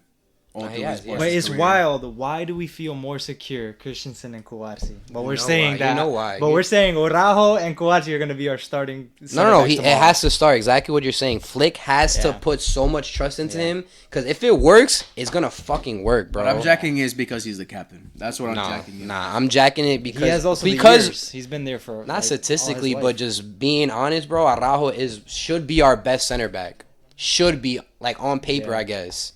Yeah. But if it comes down to what he does, Christensen is better on the ball. He has more IQ. Araujo, I was seeing in preseason, he was trying to fucking throw long balls like Cubarci and shit, and I'm like, yo, it's not working. No one needs you to do that. Pedri's checking into you, bro. Just give it off, it off to Pedri, and just let him do his thing, bro. I don't need you to find a break the line pass, bro. You're not Cubarci. You're not Inigo, bro. Yeah, but he's not good on the ball. He's not. He thinks he reacts to certain things when it's just he's not thinking 2 steps ahead. And I feel like Christensen does that a little bit more. Yeah, with Christensen, I think of course with Christensen is about injury, so he needs to stay fit. But he has That's what it is about injuries, right? He has the quality, and he's very smart on the ball, man. He's been great since joining Barca. He's just always injured, injured. But I think with Araujo, he'll definitely start. But I think he has max some work, a month and a half into the season to really get it. And if he doesn't, Flick is gonna be like, all right, bro, you're done, bro. We need you to get it immediately. It's not even a factor of I give him a couple months. No, you need to get it now because this team is at the point where they're considered the best. They're considered to compete, and you have to be at that level. If you're not at it, we gotta move aside. And what gets talked about the most, our high line. And if our defense is not solid, then, bro, like I said last year, bro, if Ter Stegen was our starting goalkeeper and he did what he did and burgered a lot of things, then Hansi Flick high line would be considered one of the worst ideas ever. Yeah. But we got Iñaki in there, and then Szczesny eventually became our starting keeper and everything. Well, that's also depending of how good Cubarci and Inigo were. No. Of course, I'm not just saying it's the keeper and everything, but just think about Ter Stegen in those 1v1s that we saw so many times last season. Oh, you would have messed. He would have done like this, bro. You would covered nothing. You would have messed up every single one. Bro. But those are the center backs going into the midfield. I think midfield double pivot easily Pedri and Frankie De Jong. 100%. Not being touched. 100%. As of now, Frankie and Pedri. What do you mean by as of now? But now get in in the mix. They should be the ones who like have the most minutes at the end of the season. Frankie and Pedri. Yeah, God willing, like they don't get hurt. They should be the. I'm putting my stakes on Bernal coming back this season and trying to do something. No, but like you know how like Flick integrated Gavi and how long it took. Exactly. I literally saw Flick literally saying, especially since you're under 18, I'm gonna make sure I give you a whole year before I even play you. So him being in like all the training sessions like is cool and everything, but I really don't see him being a part until like January probably. Honestly, if it comes to that, I have no problem because he did that with Frankie. He did that with Araujo. Yeah, exactly. Frankie came back in January, nah. Yeah, so I don't have a problem with that, but I think Bernal could have the potential to start over Frankie maybe one day. But right now. That's not even in my mind right now, bro. No, stop that. I'm thinking hot take. In like a couple years, bro. Maybe in a couple years. Because Frankie got hot, bro. Frankie still has problems defensively, bro. He's not great defensively. But he improved last year on that a lot. He improved a little bit, but like there's definitely been moments where he has screwed us over defensively, where he's messed up a lot of times defensively. That's the problem I have with him. And when you have a player like Bernal, the stature that he is, the kind of player that he is, you give a lot more freedom to your other players to go forward, to be more creative, because you have that one guy who's just there to defend. That one guy right there who's just there, not only just to defend, but he's good on the ball too. How to progress the ball. He's nowhere near like Frankie level to like drive the ball forward, but Bernal has shown glimpses of making great passes. Busquets-esque? Yeah, having Busquets-esque. So no. I'm not gonna disagree with you because what we saw of Marc Bernal in the preseason and then in those first two. Wait, did he get injured the first game or first three? Yeah, like I think the first game, the second game, I think. Yeah, something like that. But bro, all I remember is how composed he was, bro. Being in the middle is not easy. Playing in like receiving the ball from the defenders and knowing that there's always gonna be a guy on your back and he gets out of those situations like it's nothing. Like I know how good he is, but Frankie, bro, you know what he's done. Like Flick loves him. Yeah, no. And bro, Frankie's giving me like Ajax vibes now, bro. 100%. And that's what I've been asking for. I don't feel about Frankie like I feel about Araujo. You know what I'm saying? I'm secure with Frankie. But now the difference. No. But I do like that he's giving Marc Bernal bro, because he deserves a shout for sure. No, 100. But at the same time, he's coming off a huge injury. Nah, I know. Look at Gavi. And he's Gavi 18, is bro. just now Gavi's back just now. Oh yeah. Like a year and a half after he's coming back. But I think the difference was like with Frankie. With last season compared to what this season is going to be, this season he's going to start from the beginning. Last season, again, he just got incorporated. He came in as a sub. He was a super sub coming in and having an impact. Now he's going to do it from the beginning, being a starter. So we're gonna expect it from minute 1 to minute whatever he gets subbed off of. Facts. Like, why wouldn't you? Immediately. Why wouldn't? No, from Frankie. No, but I'm saying like the things we've seen that we loved from Frankie last season, a lot of it was coming off the bench. No, Frankie was starting a lot. What are you? Frankie at the second half of the season. Yeah, the second half. But that's different. But that's because he just came back. Oh, but that's different from like starting the beginning and then playing the whole season like Pedri. Pedri did amazing the whole season. That's the difference. That's gonna be Frankie. That's this the year, But that's bro. because Frankie was really like he wasn't fit. If you're not 100% fit, I don't want you on the squad. Him and Araujo didn't start the season off with us. I know that, but that's what I'm saying. Mad people didn't start. That's what I'm saying. That's why Casado was getting shouts and everything. That's what I'm saying. Like Frankie now, the expectations for him to be good throughout the whole season, not just how he was last season. I would expect off rip, Frankie's gonna cook. I have faith. Me too. But you don't got faith? I do have faith, but then I'm hearing something else right now. I have faith. Just know he's gonna be there tomorrow, 1 p.m. on the field. No, I have faith. I have faith that Frankie. I love Frankie. He's a great player. Here to stay. He's gonna get his contract extended, bro. Oh yeah, I'm fine with that. Get me. But I wouldn't be surprised if at some point Bernal gets in. Gavi Listen, gets we're gonna need rotations. We're gonna need everyone, dog. There's a lot of matches ahead of us. Bro, Copa del Rey, Casado, we can't forget what Casado did for us last season. Bro, no, he never will. No, he's amazing. But that's because there's so many people injured. 100. Now that everyone got integrated back, now it sucks that Casado's on the. Casado is 21. He's a third pick. Frankie is. Third pick. He's second pick right now. Casado? Yeah, Gavi. He's not over Gavi. You're what bugging. do you mean? Why? Fuck no. How is Gavi over Casado? Because Gavi's Gavi, bro. Gavi, what? Bro, he wasn't watching preseason. No. Clearly, he wasn't watching was our preseason. best player in the preseason. I don't care. I'm talking about last season. How is Gavi over Casado? That makes no sense. Because of what we know now, bro. But Gavi in a double pivot? Bro, we were thinking of selling Casado. Forward, bro. We were thinking of selling Casado, bro. Because we need bread. That's the only reason. Fermin, Olmo, Gavi are all above Casado right now, bro. No, when Fermin and Olmo, they're different positions. I'm talking about it's Pedri automatically. No one subs Pedri. It's Gavi, Casado, or Frankie. Casado has to be second for what he did last season. Absolutely not, bro. He was incredible last season. Run up the polls. I love Casado, bro. I love Casado too. He's not touching Gavi right now. Run up the polls. But Gavi or Casado. But Gavi, we still gotta think about that. He's come back from a major injury. He still needs time to really get into the squad.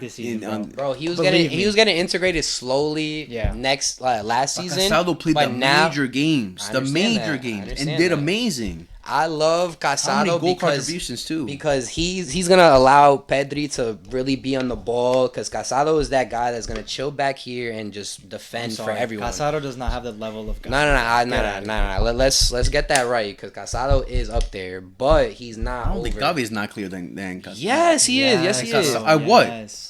I mean, not all right. The only thing Casado got better than Gavi is like his breaking the line passes, because I've seen some long ball. Gavi is not the best defensively either. His physicality, are you kidding me, bro? He's jumping at that ball with his head, bro. That's different. That's different from making clean tackles. Who do you have? You have Fermin or Gavi in just defensive? Like, who do you think is a better defensive player, pressing wise? This is good. This is good to have different opinions. Pressing wise. Well, I definitely want to know, because Fermin does do his thing, but you know what Gavi does. He's a fucking savage. Gavi's a pressing dog, wise, bro. That's think about every time we play Real Madrid, bro. How many times did he have Jude on lock, bro? That was one game.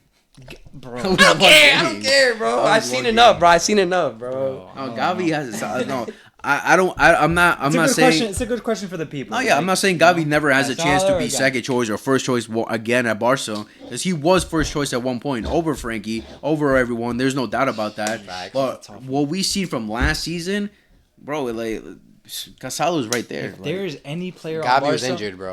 If there's any player, Gavi was injured, bro. If there's any player, the first player I would sell on Barca is Casado. That's the only option I would give up. I would not sell anyone else. Bro, how delusional was I last year, bro? Wow. I can't believe I've almost thought about selling Fermin. But that's only because that's only because I felt like we could get so much money out of him. Yeah, we definitely could have. Yeah. But at the same time, bro, Fermin is so. Now we're at the point this year. Bro. I feel like, would you guys rather sell Olmo now? Yeah, Olmo, you could kick a rock. I would rather sell Olmo now than Fermin, which is crazy. But all right, let's stop that. I'm bugging. I'd rather do it in a sense that Fermin is younger.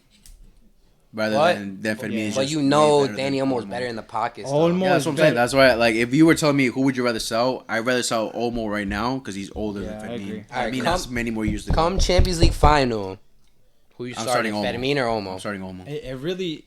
No, I'm starting Olmo too. Me too. I'm starting Olmo too. But just the fact that Fermin needs to start on Saturday or tomorrow. Olmo's not even available, so he better. Olmo's not even available. The thing, all right, so I double pivot Frankie and Pedri. 10 now for Fermin and Olmo. The thing with Olmo is that he has to stay fit, bro. That's one thing. Under Flick's fucking trainings, he's gonna be overloaded. Bro, every fucking if I see another tweet of like him being overload, if I see 2 injuries, I'm done with it. Bro, overload is some bullshit talk. That's just like, bro, I'm tired. If I see 2 injuries max in the beginning of the season, like from here to December, I'm done with him. I'm done with him.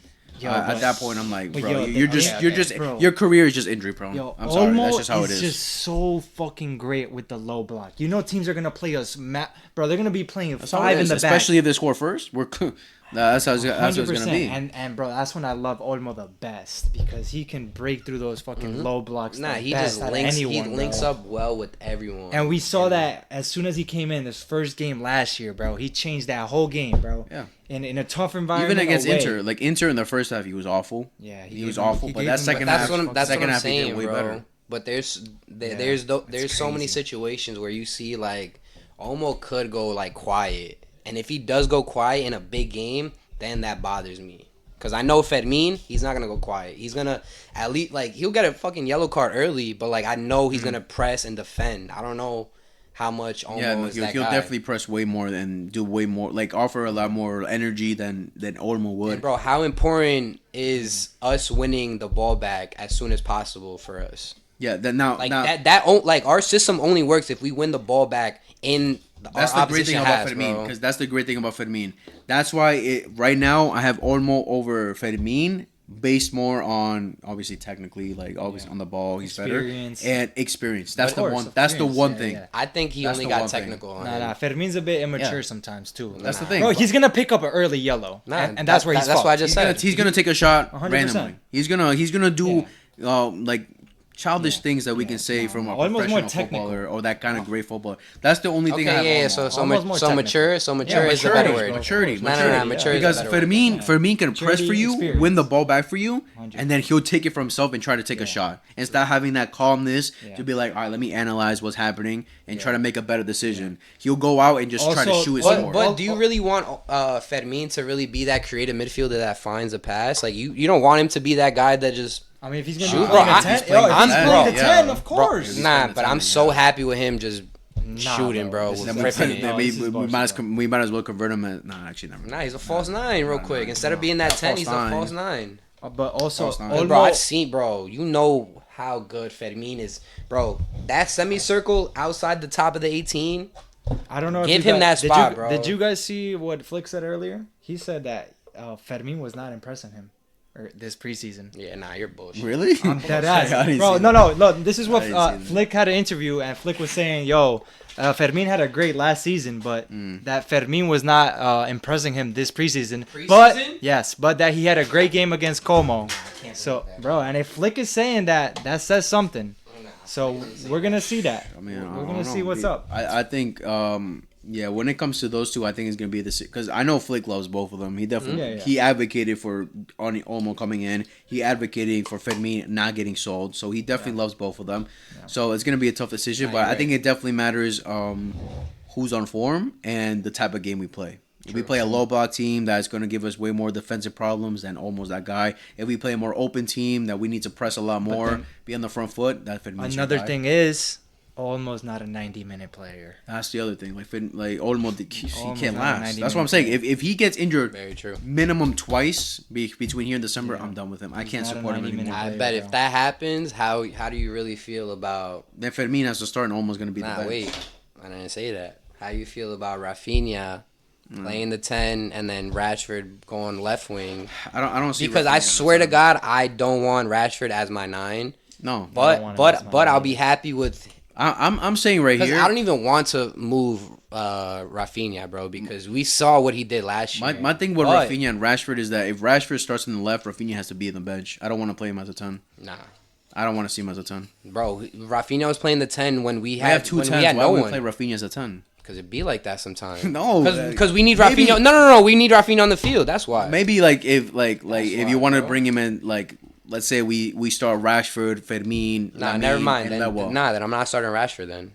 Or no, I'm not saying Rashford gets in front of Fermin. of Rafinha. But I'm saying if Rashford, I don't think Rafinha and Rashford can start in the same team. Rashford might come in for Rafinha a few times. I really feel like they have. Not that they have. I want if Rashford is playing, Rafinha has to play. No way Rashford is getting in the squad before him. No, but that comes down to how good he does, how good Rashford does. If Rashford starts killing it and starts doing amazing, and he starts starting. I wouldn't. I think Rafinha has to hit the bench. I mean, bro, honestly, come on, bro. They might cut into each other's minutes. Ferran, Rashford, and all right, Lamine Yamal on the right. Easy. We don't have to. We don't have to negotiate that. I bet.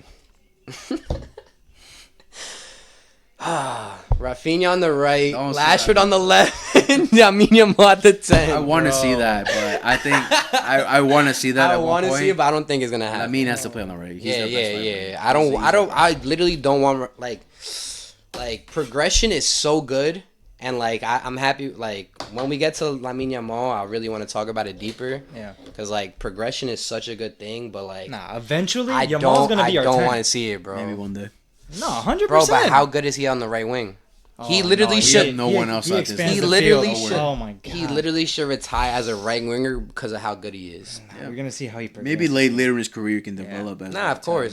Right now he has this. I don't want the switch up right now, bro. He has the potential of doing it. Bro, he takes on his mans like it's nothing, bro. Yeah, he's shown it multiple times, but it's a beauty. I don't know. I'm okay. Rafinha, Lamine Yamal on the right. On the left, right now, starting, it has to be easily Rafinha on the left. Easy. And then striker for right now, fully fit.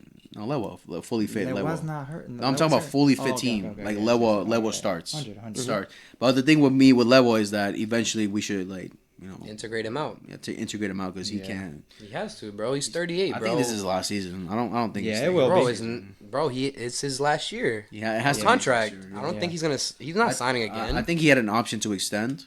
But I don't see it. I mean, he might. Bro, I really I low key want him to just to like help out all the youngins. Yeah, if it means like we don't on him. But his wages are crazy too. That's the other thing. His wages are crazy. He better take a pay cut if you. If he extends one more season and takes a massive wage he's going to Saudi. I'd say at that point go to Saudi and make your bread. But we're not gonna get nothing off of him. We only sell Saudi for free, bro. Only. But I don't know. I don't know if Rafinha and Rashford can play in the same team. I think one of them has to be benched. Bro, but you don't remember Rafinha the beginning of the season at the 10? At the 10? No, I seen him roam. I seen him roam around, like going from right to left and going to the middle a little bit. At the beginning of the season, he was playing. But then to play, let's say a whole 9. But like if he played, like let's say he starts at the 10 in a 90 match. I think he just like shifts from like he'll be roaming around. I don't think he'll play as a 10, right? So you're saying we're gonna miss if Rafinha does play the 10, we're gonna miss our actual 10 because we are because I don't see him. I respect it. Maybe push because I don't like the idea, but it looks interesting. Yeah, it looks interesting. But I would want Rafinha on the field. Like I don't want Rashford to start over Rafinha. That's the beauty of competition, bro. If someone's playing better than you, you're hitting the bench. Not jacking. Because we have two natural 10s, Fermin and Dani Olmo. One of them has to start. We can't bench both of them. You want to bench both of them? Almost injured. No, I'm saying fully fit though. All right. Let's say almost injured, and then Fermin's our only option. Are you not gonna try it out? No, I'd rather play Fermin because he's the actual 10. I'm gonna definitely try Rashford. No, Rafinha at the 10. But just to see what happens, bro. But like, how would that work though? I'm sorry, my camera died. Yeah, blame him. Like we were saying, we ball. All right. I mean, we can experiment. Maybe Rafinha playing as a 10, but I personally don't see it. I guess it's not ideal from what I heard from both of you. No, yeah, I think if like everyone's fit, it has to be either Olmo or me starting there. And wait, am I crazy? Gavi, Frankie, Pedri the 10. Nah, I don't. No, Pedri 10, please, bro. I don't want to, bro. You know Pedri's a deep line. I hate De La Fuente so much. Yeah, because he plays Pedri the 10, bro. I hate it so much. Monster. I don't get it. But But that's because he has what's his face? He has Fabian Luiz. Bro, play Pedri there, bro. True. Not true. But who else? Play Fabian Ruiz up top. He likes to be in the box a lot to score goals. Play him up there, bro. Yeah. But we're experimenting. But so yeah, that's the lineup. I think with the substitutes that we have, we pretty much have what we saw from preseason. We have 2 starting 11s. Like we have a lot of great players to come in from the to as a substitute.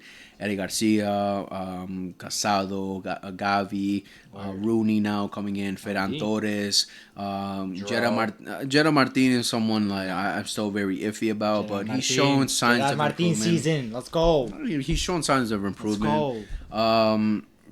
I mean, center backs, we only have 4 options, honestly. Like, unless we like Hector Ford. I like Hector Ford. I've seen glimpses of him. I don't think Flick does. Yeah, but I don't think he does because last season he's barely trusted him. Like he barely played him. I mean, he played him in some important games, but I don't think it was enough. Like, I just think he's good on the ball and everything. So like he's defensively, 18, bro. He's 18. Like we can't just expect him like. He's rumored to be out. But he's from La Masia, bro. So he got high expectations. Yeah, that's the thing. If he leaves, that's another player done in another position. So if Hector Ford leaves, right backs we only have Koundé and Eric Garcia. Center backs, if Hector Ford leaves, we have Cubarsí, Inigo Martin.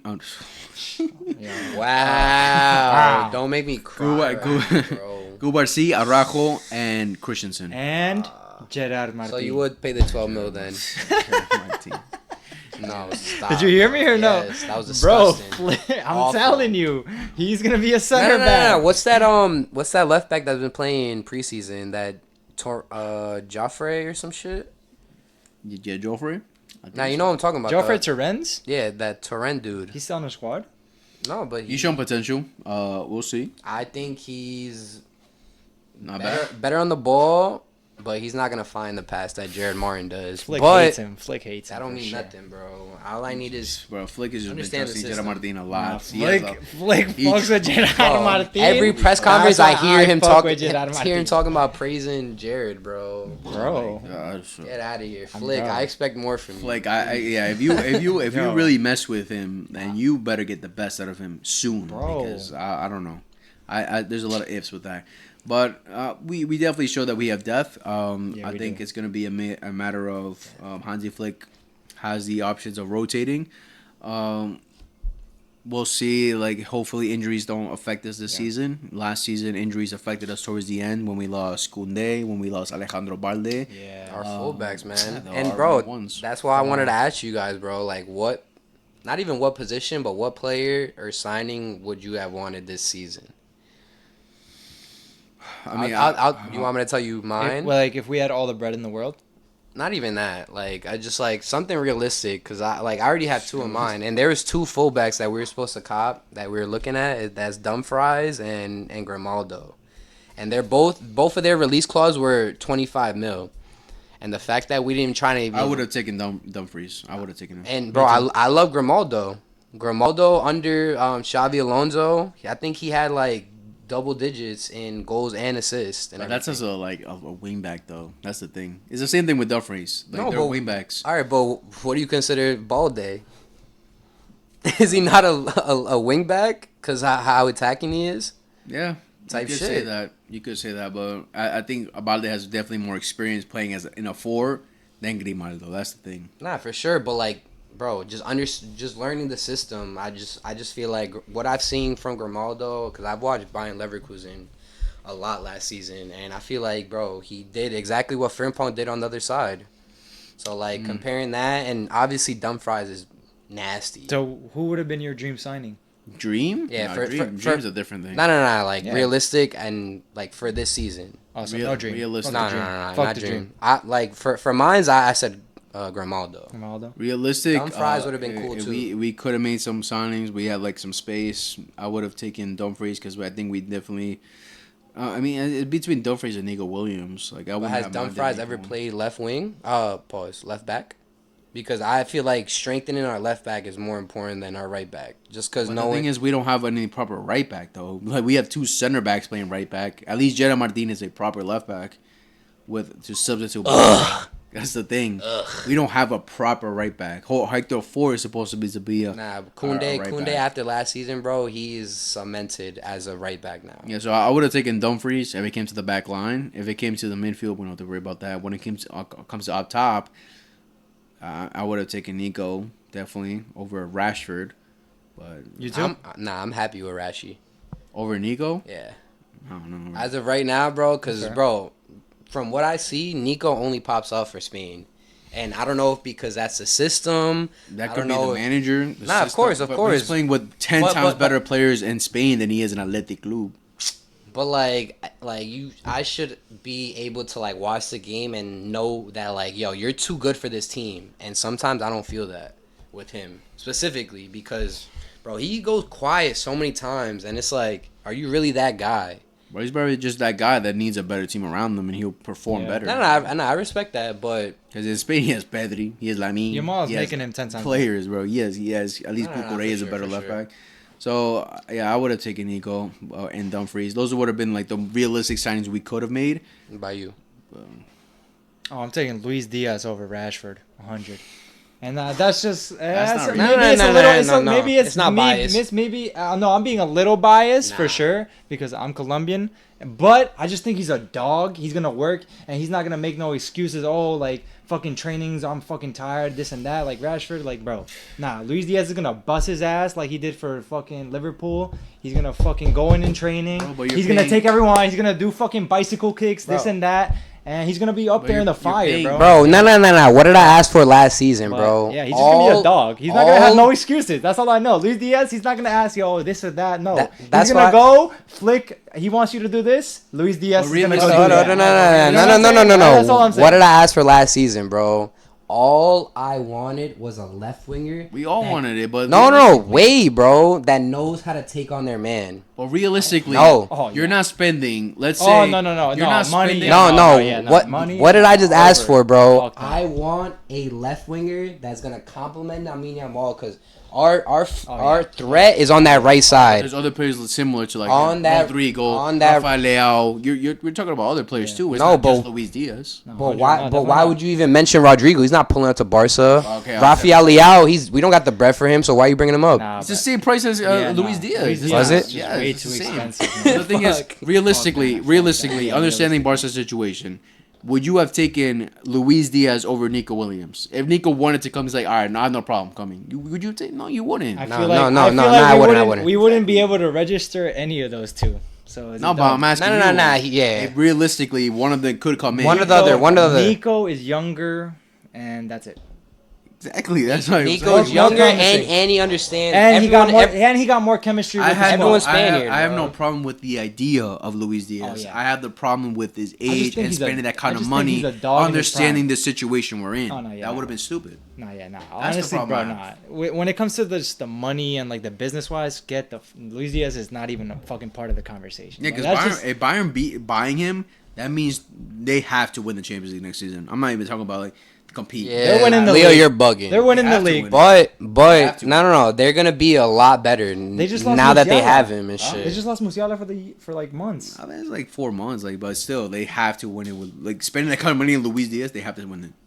See, I think he's really praising our guy. That after you're saying that, because if you're saying what you're spending 80 mil On a 29-year-old, yes, you have. and you have to automatically win the league or win the Champions League. Yeah, because you want to spend that kind of. If you were to splash that kind of money, go buy Rodrigo, buy Rafael Leao. I hear you, Leo. Nah, but he's gonna eat in the Champions League against his opponents. That's all I know. He's gonna eat. Oh, right now he's For sure. he's an incredible player, but I'm just saying, spending that kind of money, you're how long does Luis Diaz really have, realistically? 5 years, 5 6 years. years. Yeah, 5 years as a winger At top level, Yeah, yes. absolutely. What 30-year-old is already is a top winger right now? Salah. Bozo. Allah. That's completely different from It's Luis not. Diaz. It's Bro, just know. They're on the same team. Salah mentioned him on the IG post. There's different players. Salah praised Lucho Bro, so Lucho much. got his bro. own post on IG from completely- Salah. Salah's not catching those assists without Lucho. That's Bro, completely.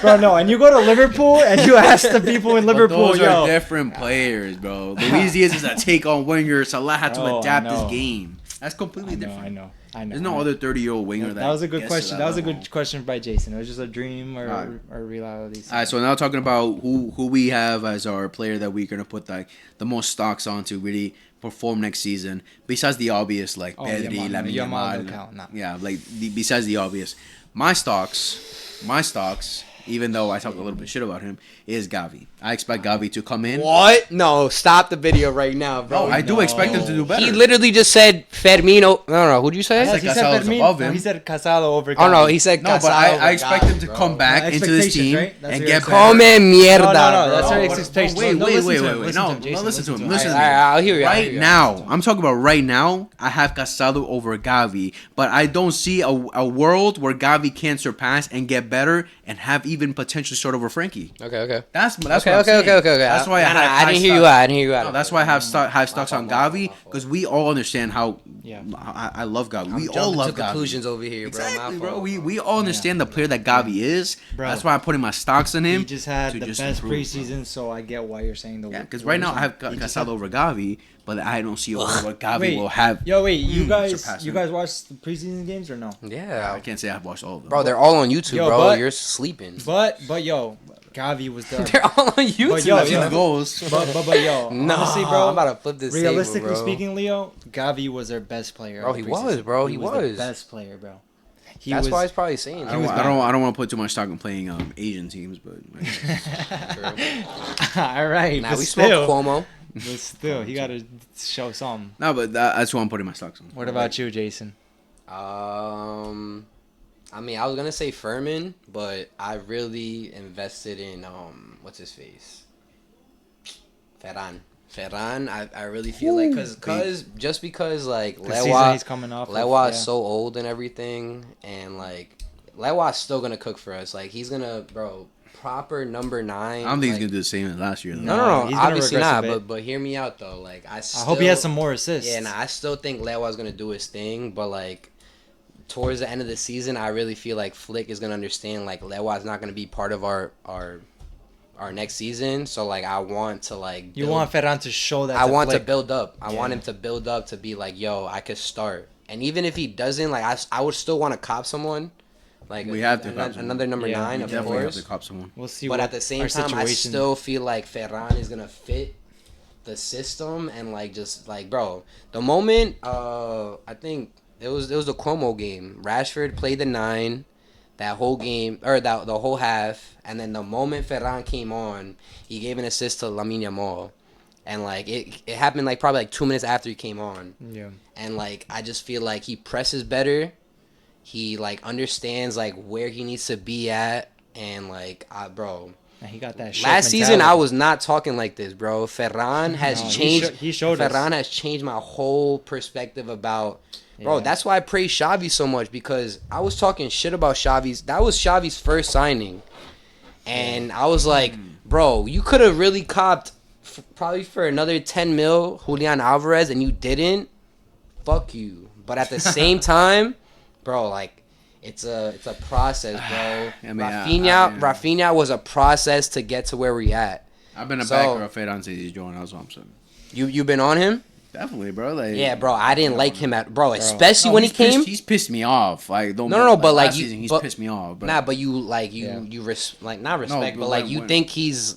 When he joined us, I was like, I'm happy with that signing, and I saw the potential. Oh no, I didn't. But he's definitely had those moments where he was like. But last year he showed more consistency, and that's what we want. But that was more towards the second half. The first half he was, bro. How many streams I was raging at Ferran because he was awful. But that came towards the second half of the season where he went off. Bro, he clicked, bro. That's when we needed him, though. That's why I'm like right now. As of right now, I'm putting all my stocks into this dude, bro. What about you, Andy? He hasn't proved me nothing. He hasn't proved me wrong like all last season, bro. 19 goals off the bench. Shit. Putting all my stocks into low key. Fuck. Well, I'm putting all my stocks into just because I know, like, if he doesn't show up, then I know I want him gone next summer. And this is Dani Olmo. Okay. Dani Olmo, he has to be that difference maker that we need him to be, especially when I know that teams are gonna be bitches and be playing like low 6 in the back sometimes. I'm jacking. And bro, like if he can just be a little more consistent, we need him. Bro, he's got to stay fit, bro. You got to stay fit. No one is denying his fucking class and his like actual ball playing ability, bro.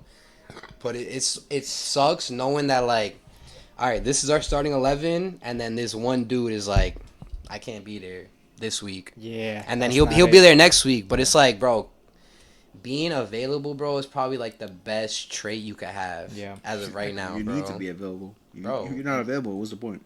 No, 100%. Really, what's the that's point? Why that's a good shout. But bro. I just think he's just so class, and like he is a difference maker in certain types of games where it's like he can change the whole game. Yes, we have Yamal. Yes, we have Pedri, but it's Olmo who's making the difference. In like last year, I feel like he got us a good 9 to 12 points alone on himself, just by him changing the game. He came into the game, whatever it may be. Remember that Celta Vigo 3? They were beating us 3-0 or 3-1. Then Dani Olmo and Rafinha came in. Next half though, right? Second half. Yeah, they changed it, bro. He has that capability. He has that capability, 100%. Yeah, no one's denying his ability, consistency. Bro. It's consistency. He has to do it consistently, bro. Because no coach is gonna see their team and knowing that this guy is like a not even a hit or miss, but it's a. Are you available? Can I have you? Can you play? Yeah, can you play? Can I rely on you for like a good 3 months? And bro, and like I really don't know about that. Fermin starts, right? Yes, Fermin. I love that's Fermin starts, but let's say he's a very hot. He can be a hot-headed player. He gets a fucking yellow card first 20 minutes of the game, and then what? Throw Gavi on. Yes, I know. Well, listen, hopefully almost available at that time, facts. And then he could, be a difference maker in that game. Yep. Pero that's if he's available. Depends on that. Yeah. Because if he's not, and if Fermin gets a yellow, then we gotta be, I don't know, become more defensive team or hold Gavi. Gavi can play a 10, but we don't want Gavi playing a 10. Yeah. I agree. I agree with all that. The other wait, who did you say? You said Gavi, right? Yeah. The only player I would have probably had some socks on is Araujo to improve, but I rather pick Gavi. That's like another question. It's like player to look for. Like, who are you looking for to like make a leap? He needs a leap. No, Araujo needs that. He needs a leap, especially with the system. He needs a leap. But no, I can't put my faith in him as of right now. Yeah, so just because I've seen enough, bro. I've seen enough. I want to put my stocks. Yeah, put my stocks on Araujo, bro. I'm Jacking Christensen is gonna be here by December. But before we end the video, because it's been a very long video, hope you guys have been enjoying so far. Let's talk about one player only. We know who it is. The new number 10, LAMINE YAMAL. We can give a whole segment just about time, bro. LAMINE YAMAL. Since he's joined Barcelona, we've seen how talented he is. I think the world was introduced to him in the Euros. That's when the whole world be above Barca fans. We've been watching it for years now. Barca fans. Since Xavi put him in. Exactly. Barca fans have been. We knew about 16-year-old. But the world got introduced to LAMINE YAMAL in the Euros. Winning the Euros. We can make a whole video talk about LAMINE YAMAL. Absolutely. But now going into the next season, the new number 10, which is. It's a big weight. I don't think. Big weight. It's a big weight. But for a player like LAMINE YAMAL. Man, it's just a number. I think he's ready. I think he's just a number. I think he's ready. Bro, that's why I was bringing up progression, as a player. Like, I will never stop anyone progressing into what they're supposed to be. But knowing how young he is and knowing what type of player he is, bro, I've seen him find the pass that no one will ever see.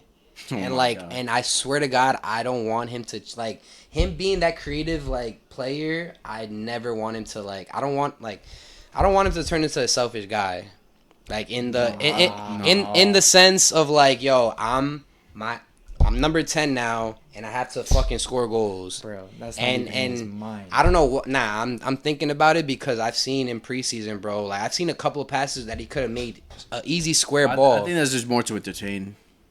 But that's not cool. I don't. He's playing away somewhere, some foreign country. Let me just. All right, cool. So if it came down to La Liga, he's not making that. No. You never know. You never know because of that 10, bro. I don't think so. I think he's just gonna be the same guy, but just improve IQ, maturity. Can we all agree that I think we're gonna expect a few more goals than he made last year? Oh, 100%. Because I'm pretty. I think he finished with 19 goals. All comps. All comps. He's touching 30. I see. Because he's had moments where he could have scored easy goals, but he's touching 30. I see at least 25 coming up. I don't know if that's a hot take or not. I don't think that's a hot take at all. Bro, 25. But that also comes down to can the other teams can the other players score it? He finished 19 goals last season and 21 assists. Yeah, insane. All comps. So what do you think he's about to do this season? Because he was he didn't even get as many goal contributions as he should have in La Liga. Because our players fucked a lot of his chances. 100%. So many times. Even with Pedri. Bro, Pedri should have touched, bro, easily 15 assists, bro. And I think he's at 4 or 5, bro. That is crazy. Because I've seen those comps where they've burgered so many things from him, bro. That's why when they asked me yesterday, Haaland or Isak, fucking Haaland, he'll finish all those chances. Cap. LAMINE and Pedri feeding him? Come on, bro. He's finishing it. Okay. Bro. Easy. But I'm all right. Yeah, there's no. All right, no. At Barca, 100% because of how many people are going to facilitate. There's no conversation. I'm talking about Barca. That's it. That's where the convo is. But I'm talking about Isak overall, bro. Clear. I'm not talking clear about that. from Holland, bro. I'm not talking about that. More injury prone. I don't want that. Nah, but that's a different convo, bro. Okay. Yeah, but I do like Isaac better. But back to Yamal though. The way he's looking in the preseason this year, what I saw from the games in Asia. Bro, he's trying to be goleador, bro. Sorry, again, my camera caught off for some reason. But yeah, just talking over a little bit over the Yamal. I forgot where we ended up, honestly. But talking over Yamal, I think the number 10, I don't think you should put too much pressure on him. But one thing I would say that at the age of 18, I think he's definitely one of the players that has most pressure on the world. In the world right now, in the world of football, one of the players with the most pressure in the world. Easily. And I wouldn't say I wouldn't say from us. I would say from like the rest of the world. Bro, no one tunes into Barca not for him, you know? Everyone tunes in for him. Everyone started tuning in because of him, bro. Exactly. So, bro, and even Real Madrid fans I've talked to, like, they respect him. Like, they fuck with him. Who wouldn't? And especially he's from Spain, bro. So everyone loves him. They're like, bro, like when I see like Spain fans like talk shit about him, like, bro, you know he won your Euro. You've seen that? You've seen that? Yes, I've seen that multiple times. They're on some shit. I'm like seeing like they always bring up that clip where he made fun of his friends in the locker room because when Morocco eliminated Spain from the. Oh, and he was wearing the Morocco jersey. He's Moroccan. Yeah, too, he's Moroccan, bro. Like, he's trolling, bro. Like he won your Euros, you dicks. Like you guys haven't won one in years. Like I think over a decade until Lamine Yamal came in and won it for you. So. Yeah. Have some respect, bro. But yeah, I think Lamine Yamal next season is going to go at another level. I think he's going to go crazier, score more goals, get more assists. Yeah. I mean, assists is going to depend on like how the rest of the team execute the goals. But I think Lamine Yamal. I want to see more of what I've seen like this preseason, where it's like, he gets a long ball from one of the defenders, cuts in, shoots. Yeah. Don't yes. One thing is we know he can finishing touch. We know he can out dribble anyone on that right wing, but. If he makes it simple for himself, little one touch, cut in, because he's looking faster. All right, if he makes it simple, then he finds a pass. Either or, bro. No, but that because his game was always find the pass first, and now he's a shoot first type of player, and I'm okay with it. Like that's why I'm talking about progression. Like I'm okay with him. He's 18, and he's gonna get so much better than what he is right now. We are comfortable with whatever decision he makes because we know he can do whatever he But I do want him to be because, bro, who else gonna facilitate for us, bro, besides him? Pedri, my guy. No, he doesn't though. You shitting me? No, Pedri doesn't facilitate the way Lamine Yamal does. Not the why in terms of like in the final third, it's the final pass. We're talking about Lamine. Yeah, it's Lamine, but Pedri has his moments. Yeah, Pedri can do that shit. I'm not saying Pedri doesn't, but I'm saying Lamine Yamal, who got our most assists last season, Lamine Yamal. So come thinking about that. Obviously, he's gonna score more goals because of he's getting better. No, but I think like if Lamine's gonna shoot more, like try to take more chances, I think he's gonna be. As much as gonna be like try to take the clear ones, he's also gonna like you're saying he's gonna try to say like F it, let me just take it myself, right? Type shit. I don't want that. But I think if he sees the pass, we know he's IQ.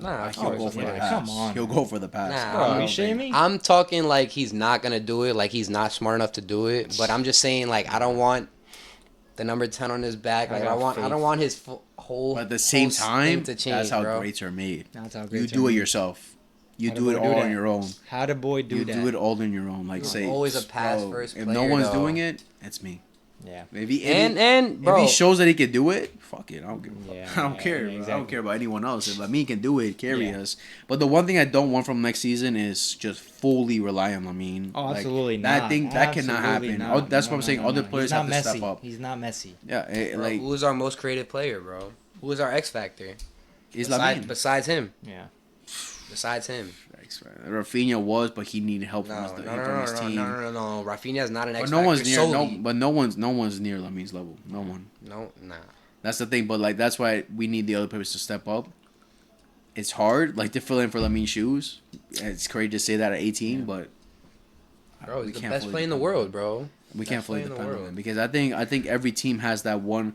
They definitely have that one player they rely on, but they also have other players they could rely on. Like Liverpool have Salah, they rely on Salah. But they also have the likes of now Warts. They have the likes of even you could say Gakpo, other players who can step up. With City, they used to depend heavily on De Bruyne, but they had at some points Foden, Bernardo Silva. So we need these kind of players that aren't at that level, but at least can do something more. Understand your role. Yeah. Like literally, like a team doesn't win. Like, a team doesn't win a treble if, like, everyone else, like, if the whole team, well, a team is not winning a treble if, like, everyone on the team is not playing their part, you know? Yeah. So, like, in this system, in our complicated, like, bro, we have so many runs of games that, like, it comes down to, like, everyone doing something. Yeah, we can only agree Lamine Yamal is going to be major next season. He's going to improve. He's going to be better, and we expect highly from Lamine Yamal and overall from Barcelona. But yeah, that was the video for today, guys. It was a long talk, a very long talk. I hope you guys enjoyed. Thank you, boys, for joining me today. There's a lot more to talk about for Barcelona for this whole season. Again, the season starts literally today. It's the recording. We're recording this pretty late. Type shit. But yeah, a long season to go. A lot of trophies to win. Let's win it all, boys. Let's see if Barcelona fucking win it all. Tune in, bro. Exactly. So, tune in. Appreciate you guys for watching. Thank you. Make sure to like, subscribe, favorite, hit the notification bell for everything we upload. Share your friends, love football. I'll see you guys in the next video. Much love. Peace. Yeah.